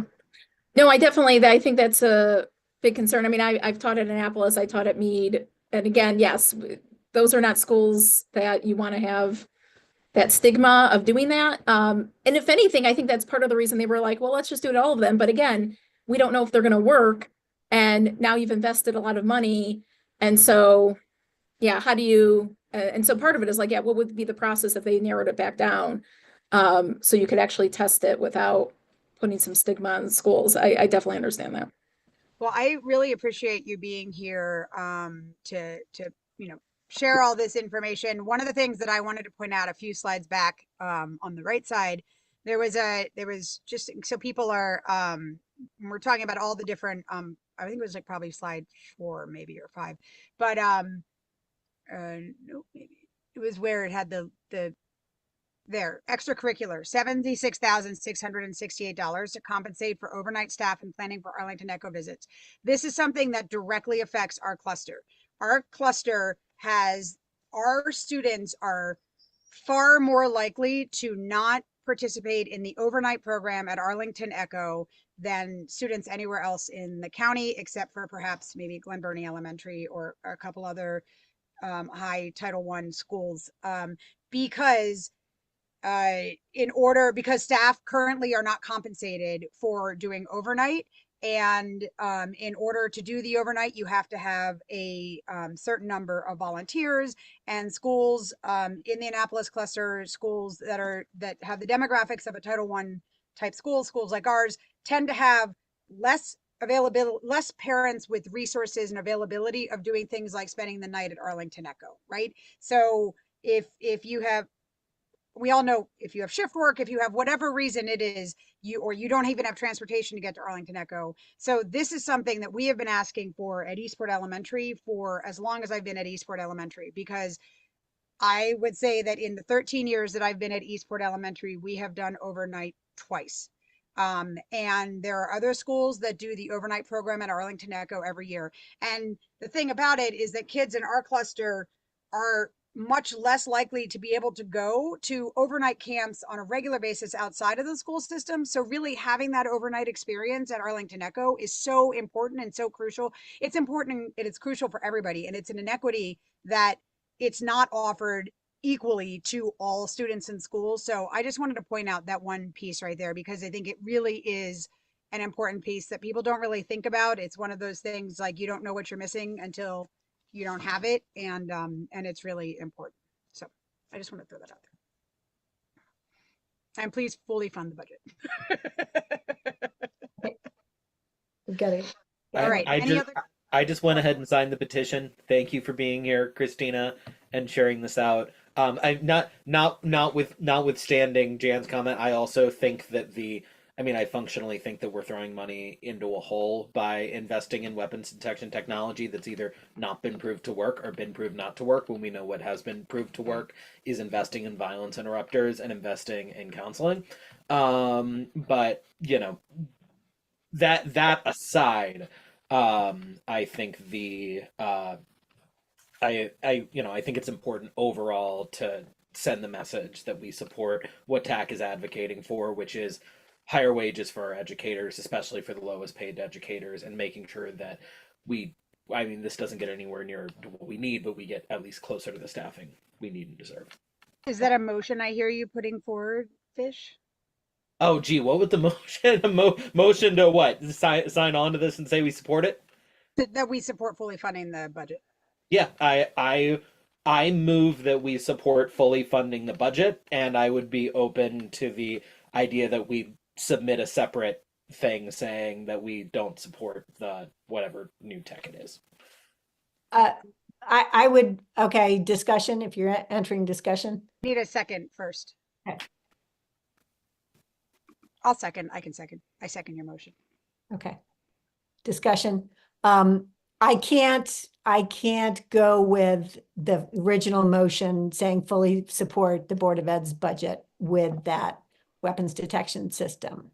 So, I would either that we amend the wording or we skip doing, I mean, how important is our budget versus our motion versus actually being there or writing people or showing up to testify or other things? I think it's pretty That's important. important you vote for it then. I mean, if you made a motion, the motion is already on the floor. It's been properly. The motion is on the floor and I'm asking for a friendly amendment to the motion. That is what I'm doing. Well, Jen, how would you amend it? Because I think you and I are aligned here, but I want to honor back in addressing what they asked us to do, which is, they asked us to support a specific campaign that they're running. Okay. I would say something like, Annapolis Education Commission is in support of the Board of Education's budget to increase wages and staffing levels for AACPS schools. And so that we get at the people and funding components rather than the add this technology component. Yeah, I mean, I'm comfortable with that language. Okay. I accept the friendly amendment. I'm concerned that the friendly amendment can be used to cut off some of the things that we want to fund. My feeling is I'd rather fully support the fully funding the budget and say we support fully funding the budget.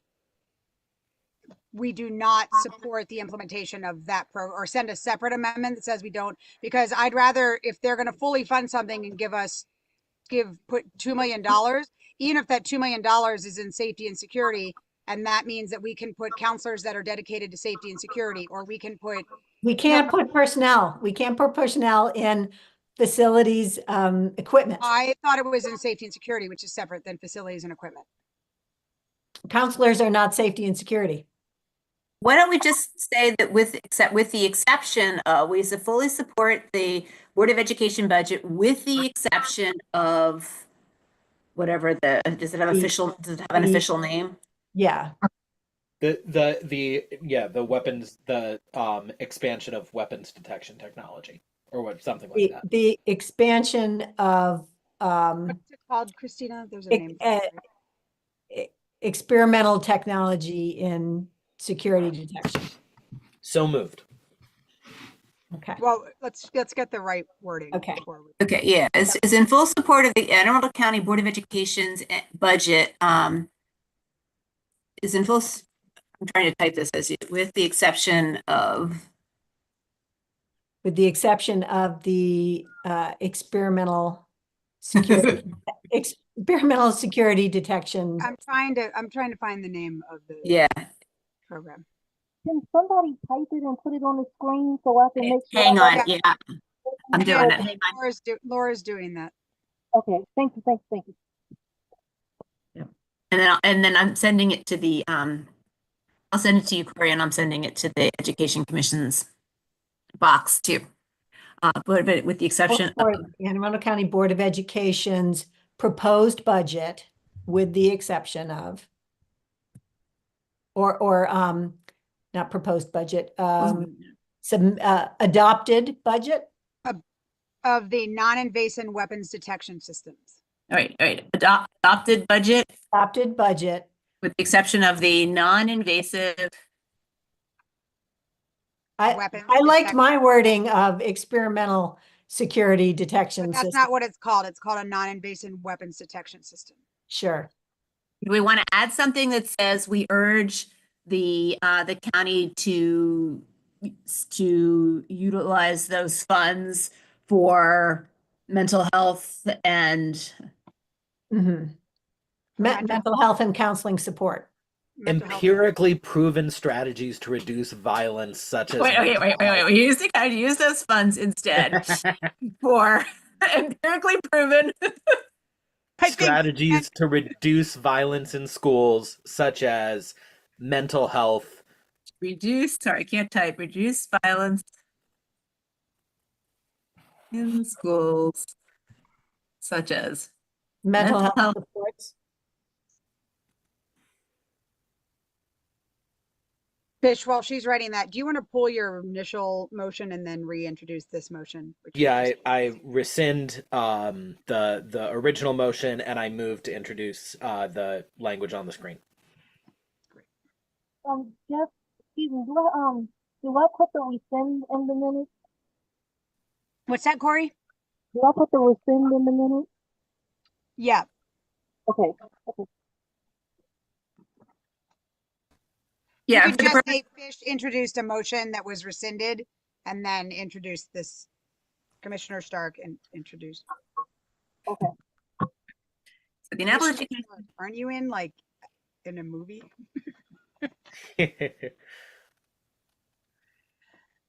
All right, so the Annapolis Education Commission is in full support of the Anne Arundel County Board of Education's. No, I think the Annapolis Education Commission fully supports funding. Yes. Supports fully funding the Anne Arundel County Board of Education's adopted budget, with the exception of the non-invasive weapons detection system. We urge the county to use those funds instead for empirically proven strategies to reduce violence in schools, such as mental health supports.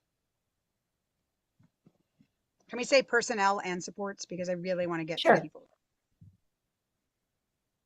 Does that sound good? And other supports? Personnel, not personal. Oh, sorry.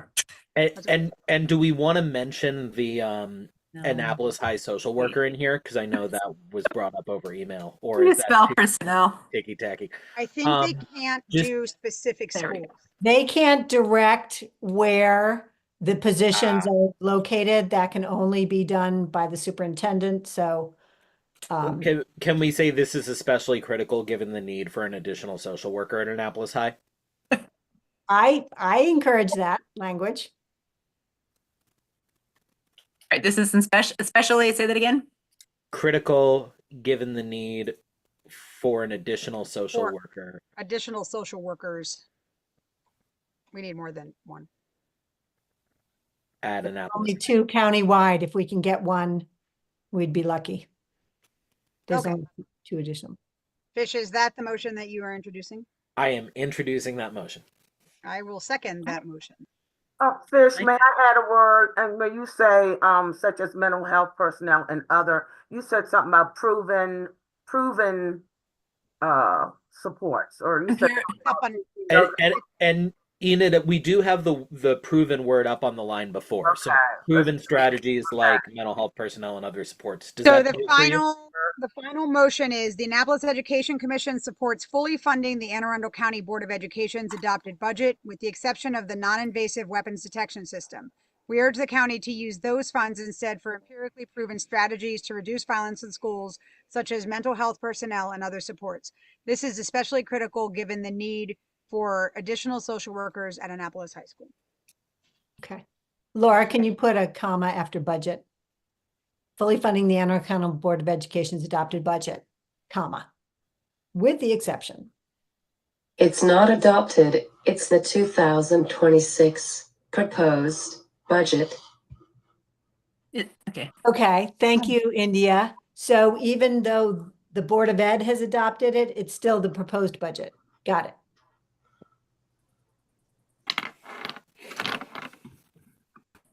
Thank you for that clarification. We They need our adopted the plans. budget request, but they didn't adopt the budget. Corey, do you have another question or is your hand just up?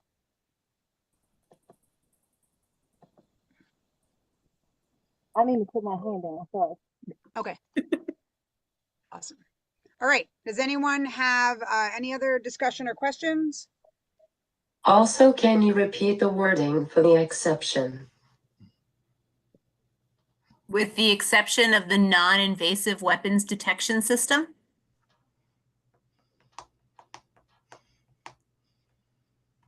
Systems. Put in pilot program. Did they? It's not a pilot program anymore because it's proposed for every school. That's how they have it in the amendment. That's the wording. It's from the amendment. The amendment calls it a pilot program? No. The wording that we have in there that I read, Okay. the non-invasive weapons detection system. Okay. Okay, I'm gonna do a roll call. Fish, Aye. Enid, Aye. India,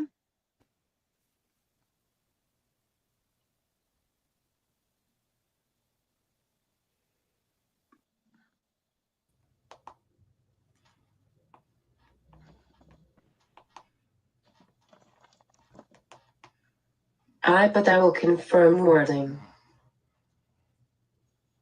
but what's that? But I will confirm wording. Okay. Thank you. Corey, Aye. Laura, Aye. I'm an aye. Janet, Aye. Pam, Aye. Odessa, Aye. Grace. Abstain. Okay. The motion passes with, I have to count, 1, 2, 3, 10 ayes and 1 abstention and 1 person died. Okay, great. Thank you so much. All right. It is 8 o'clock. And there's something really important. If everyone we have the things that are going on, but one of the things that I would really like, and thank you, TAC, for being here. Yes, thank you. Odessa wrote a letter and sent a letter, and I wanted to share this. And I want everyone to be able to read it. I think it's really important. It's something that she has brought up numerous times in our meetings. And so I just give everybody a chance to read through. I will read it also out loud. Yeah, Odessa, do you want to read it? No, you can read it. Mm-hmm. Okay. I was just going to say that, we were talking about the budget, and Christina and them said that we need, that the elementary kids are having problems and they need more TAs. Is Christina still there? Is she still there? Mm-hmm. Miss Corona? Yeah, I'm still here. Okay. Yeah, you were saying, you mentioned something about the elementary students are having a lot of problems and that they need more TAs. And definitely, this is kind of like, okay, this email I sent to the Board of Education. It hits on something like that they need to, come up with something that can help these kids and stop, suspending them. Because some of these kids don't even have a home to go to when they suspend them. And I wish we could put, like that information in the budget, some kind of way to get more help for these elementary kids. And they need to start at elementary trying to get them more help and support. One thing sorry. Go on. Is it okay if I chime in? I was just going to say, so yeah, definitely at the elementary school, there's a lot of issues with like emotional regulation. I mean, they need a lot of supports. It's there's a lot of injuries being caused to staff because students are acting out. It's creating unsafe environments and things, and the students just need a lot of support. So I just want to let this commission know there is a program that the county has called the RISE program. And it's a program where their elementary students can go. There's a wing at Rippling Woods. And it looks like it's going to be expanded next year. It's still very limited. Like even, it's not a ton of students. So that would be something I think this commission could support is because basically the student goes there and they spend time helping the student to learn how to emotionally regulate, the social skills they need to like function in a classroom and to be less disruptive. And then they go back to their home school, but it's the RISE program. There's a wing at Rippling Woods. It's very limited. The expansion is happening, but it's still very limited. So I think some advocacy and funding for that is really critical to help in the elementary level. So I just wanted you all to know about that program that does exist, but needs more resources and supports to make it what it needs to be for the whole county. I think one of the things that I've been talking with at AHI with some people and at Eastport is, we have students at our schools, at our high schools that are interested in education.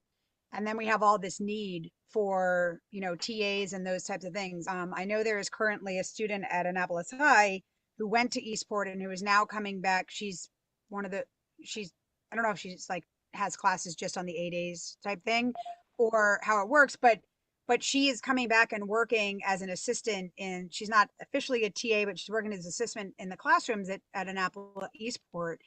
And I feel like we should be looking into those types of, synchronicities that we can find.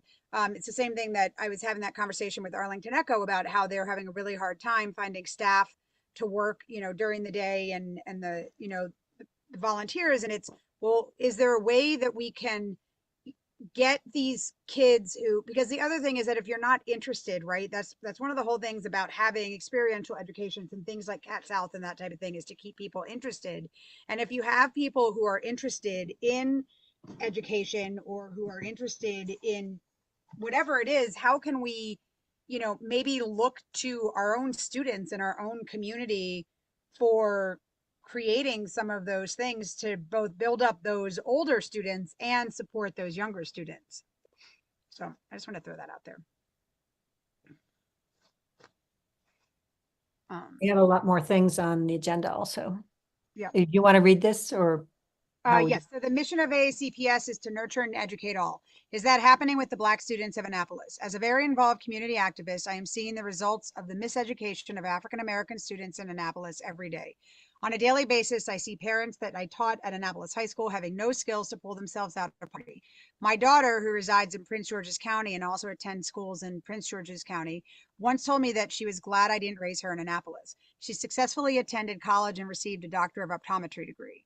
I also have 3 adult children who attended schools in Annapolis. In order for them to complete Annapolis schools, I had to be a constant presence in the schools. I saw the racism in the Annapolis schools, and I think it is worse now. I am advocating for a student who is in this category, a very bright, talented student. Because of gentrification, he, along with most of our Black students, are living in abject poverty and dysfunction. Many have low self-esteem, particularly our Black males, because they have to survive by their own wits. We continue to pass them grade by grade until they have little interest and then they drop out of school. We need to address the needs along with keeping them interested to understand the value of education. I am certain that it is understood. Excuse me for being redundant, but it is important that you understand my passion for all children, especially our loved ones of Annapolis. Most of the parents are dropouts or graduated from high school and do not have the skills to even take care of themselves and to get out of poverty. Yes, we can discipline, but as a mother of 4 successful students, correction of behavioral problems should not be constant suspensions and expulsions. How can that help? Sending a child home to watch TV or get in trouble is not the best alternative. At an early age, elementary, we can catch them, and teach them the value of education so that they want to learn and become productive students. Children are children. Like we once were, we grow with teaching. As a 1963 graduate of the segregated Wiley H. Bates High School, my memories are positive and I received a great education. It was the same mission that we have today for AACPS, educate and nurture.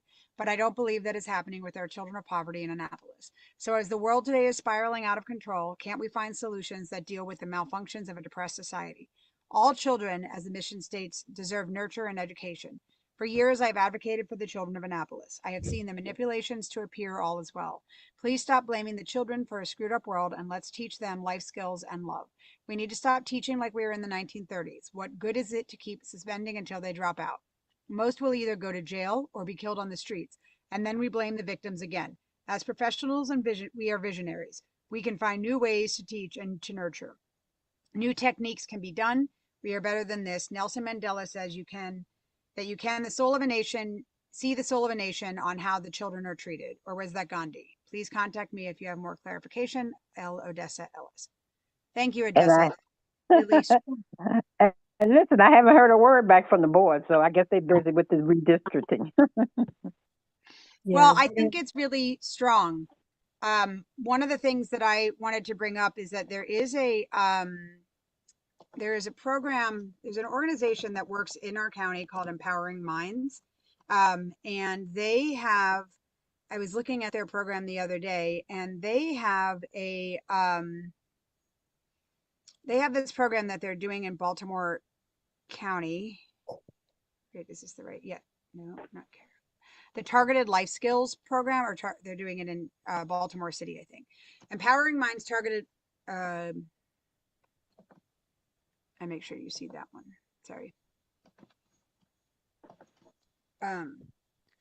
Targeted Life Skills Program seeks to serve 120 Baltimore City students, 12 to 24 years of age, who reside in neighborhoods that disproportionately experience barriers to opportunities. Anyway, you all can read that. Success, racial injustices, and the systemic inequalities. I feel like maybe this is something that we could look into. I think this speaks, Odessa, a lot to what you're talking about. And maybe New Village Academy is addressing that type of situation? I mean, it might be, but that's a very specific school and it's a very small school, and that, that if that's addressing it, that's great. But how do we make sure that the kids that are not in New Village also, because like if you go to New Village, you can't play football. So what if you want to play football, but you need this help, or you want to be in the play but need this, right? So I think, anyway. And New Village is high school. I think we need to really look at elementary, like Ms. Corona was talking about. We need to start with the elementary kids so we can break the cycle of poverty and trauma. It's a lot of trauma in these Black neighborhoods. A lot of trauma. Yep. Yeah, which we haven't had a chance to talk about tonight. But yeah, so Jess, it's 8:10 practically, and some of us have to leave shortly. Yeah, Laura, you have your hand raised. I was just going to comment that one of the pieces of Blueprint, and I don't know if this is one of the pieces that's currently being funded or not being funded, that I was personally excited about was the vocational training, and that they were starting to do that like in the middle schools to give kids a direction, so that they're not just sort of going to school because they're legally obligated to attend school, but they're going to school with the idea that they are building, that there is a future within their grasp that they are working towards.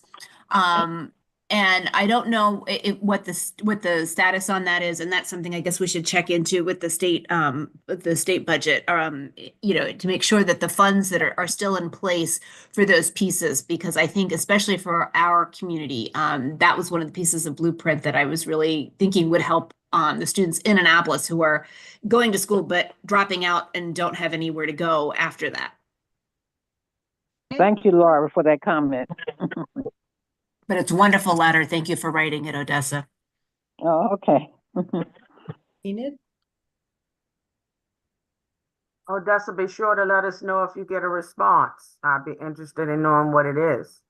I also had something, it's too late now, and I don't want to hold everybody up. So what I'm going to do with what's going on, I think Christina touched on it a little bit, but I did have a statement I wanted to raise to see if you all agree with me. And even though we are just a local city commission, I think that what's going on in Washington, D.C. with the Department of Education is sad.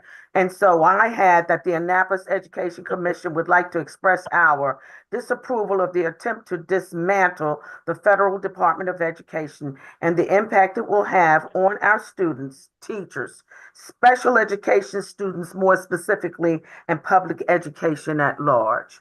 And I'll send that to Jessica, and you all can, add or, tell me what you think about it. But I think as an education commission and seeing what's going on, I don't know how many of you, but I know people that are directly impacted who have been told June 1st, you no longer have a job. And these are people who are data, from what I understand. A lot of the data people have been left, who take the data on special education to see how much money goes to these different districts. How do you going to disperse the money if you don't know where it has to go? So I second your motion, Enid. We have enough people here that we can vote. I second your motion. Okay. Enid, do you have that in a way that you could email it to us or share your screen so that we can see the text as well? Doesn't this have like a chat? This doesn't have a chat, right? No, but if you want to send it to the email it to the commission and then we'll put it up on the screen. I'll email it to is that Annapolis Education Commission at gmail.com? Yep. Okay, let me do that right now. All right, hang on a second. I'll go grab it and then we'll put it up on the screen. Thank you so much.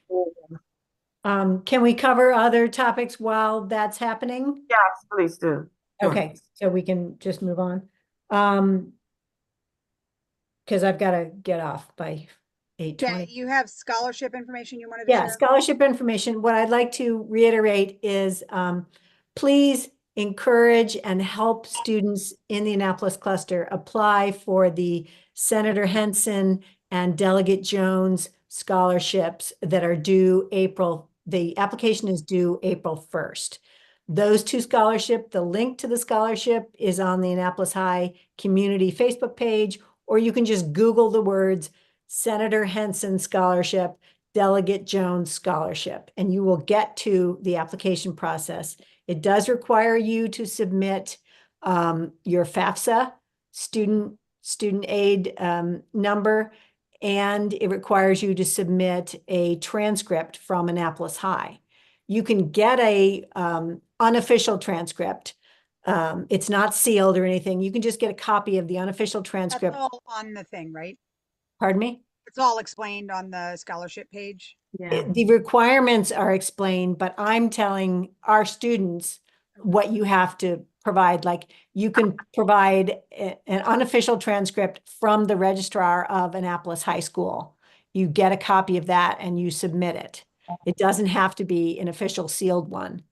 But it's going to take them some days. Like, so students can't wait till March 30th and then figure out. One of the questions that I know that, what if the student hasn't decided yet whether they're attending an a Maryland school or not? If there's a good likelihood that they might, if they don't attend, the funds can be returned to the delegate or senator and used the next year. That's happened in the ones I've reviewed for Delegate Jones. Okay.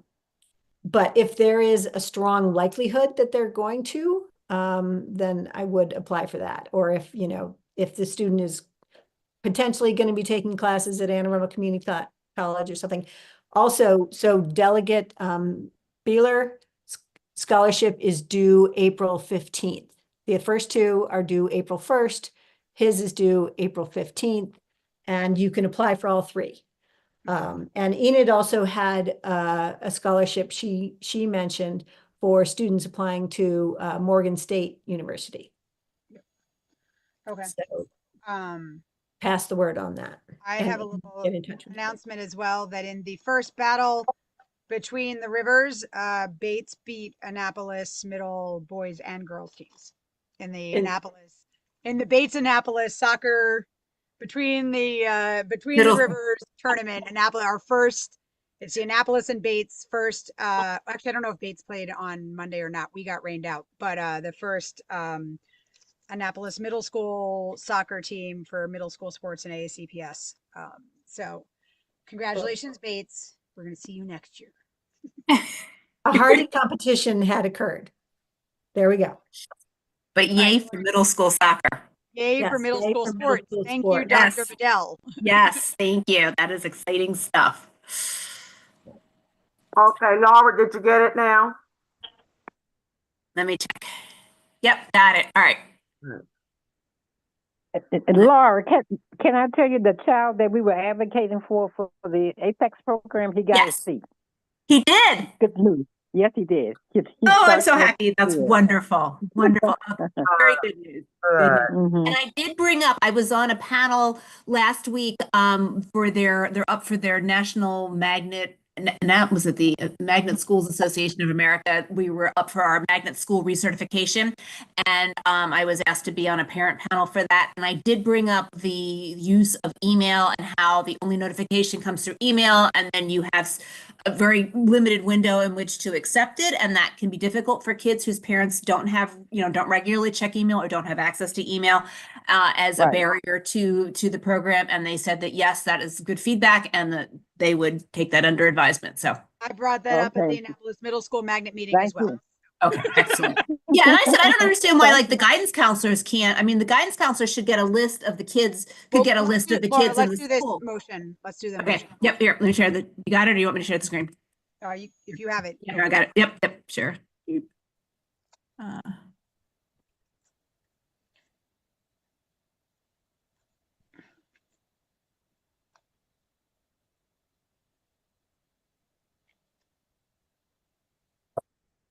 All right, so to read it one more time, the Annapolis Education Commission would like to express our disapproval of the attempt to dismantle the Federal Department of Education because of the negative impact it will have on our students, teachers, special education specifically, and public education at large. We need to add the, can you capitalize the F? Yeah. Actually, here, tell you what, let me do this. Let me copy this guy, and we'll get rid of that comma too. Here, whoops, here's this one. Was it So we want to make, all right, so we're going to make special capitalize? education. You want to capitalize special education? The F on federal.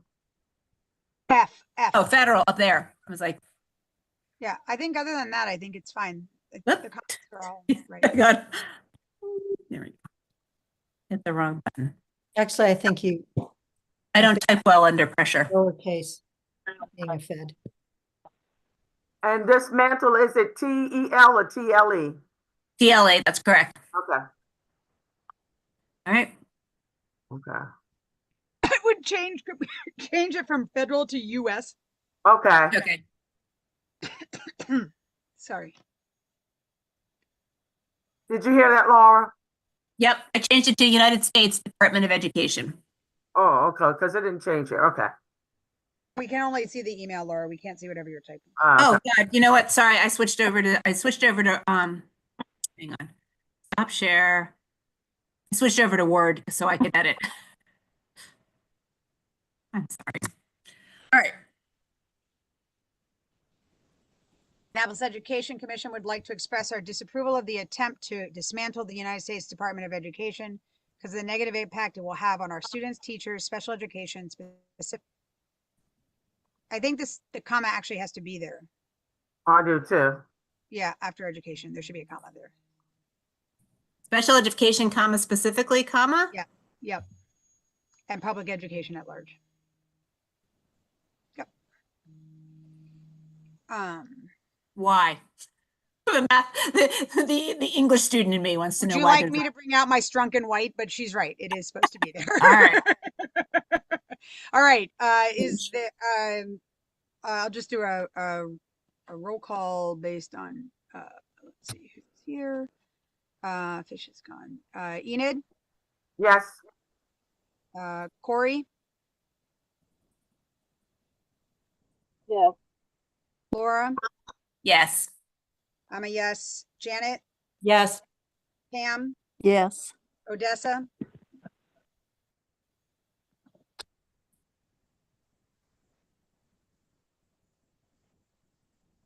she disappeared, and Grace. We still have enough though.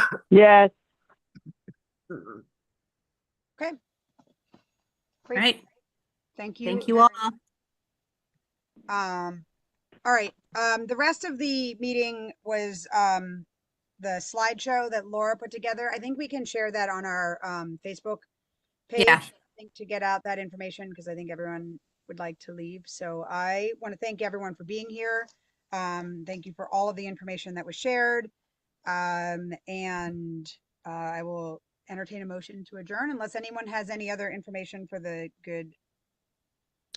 I make a motion to adjourn the meeting. Second. Okay. Anyone opposed? Thank See you all. in a month. Thanks, guys.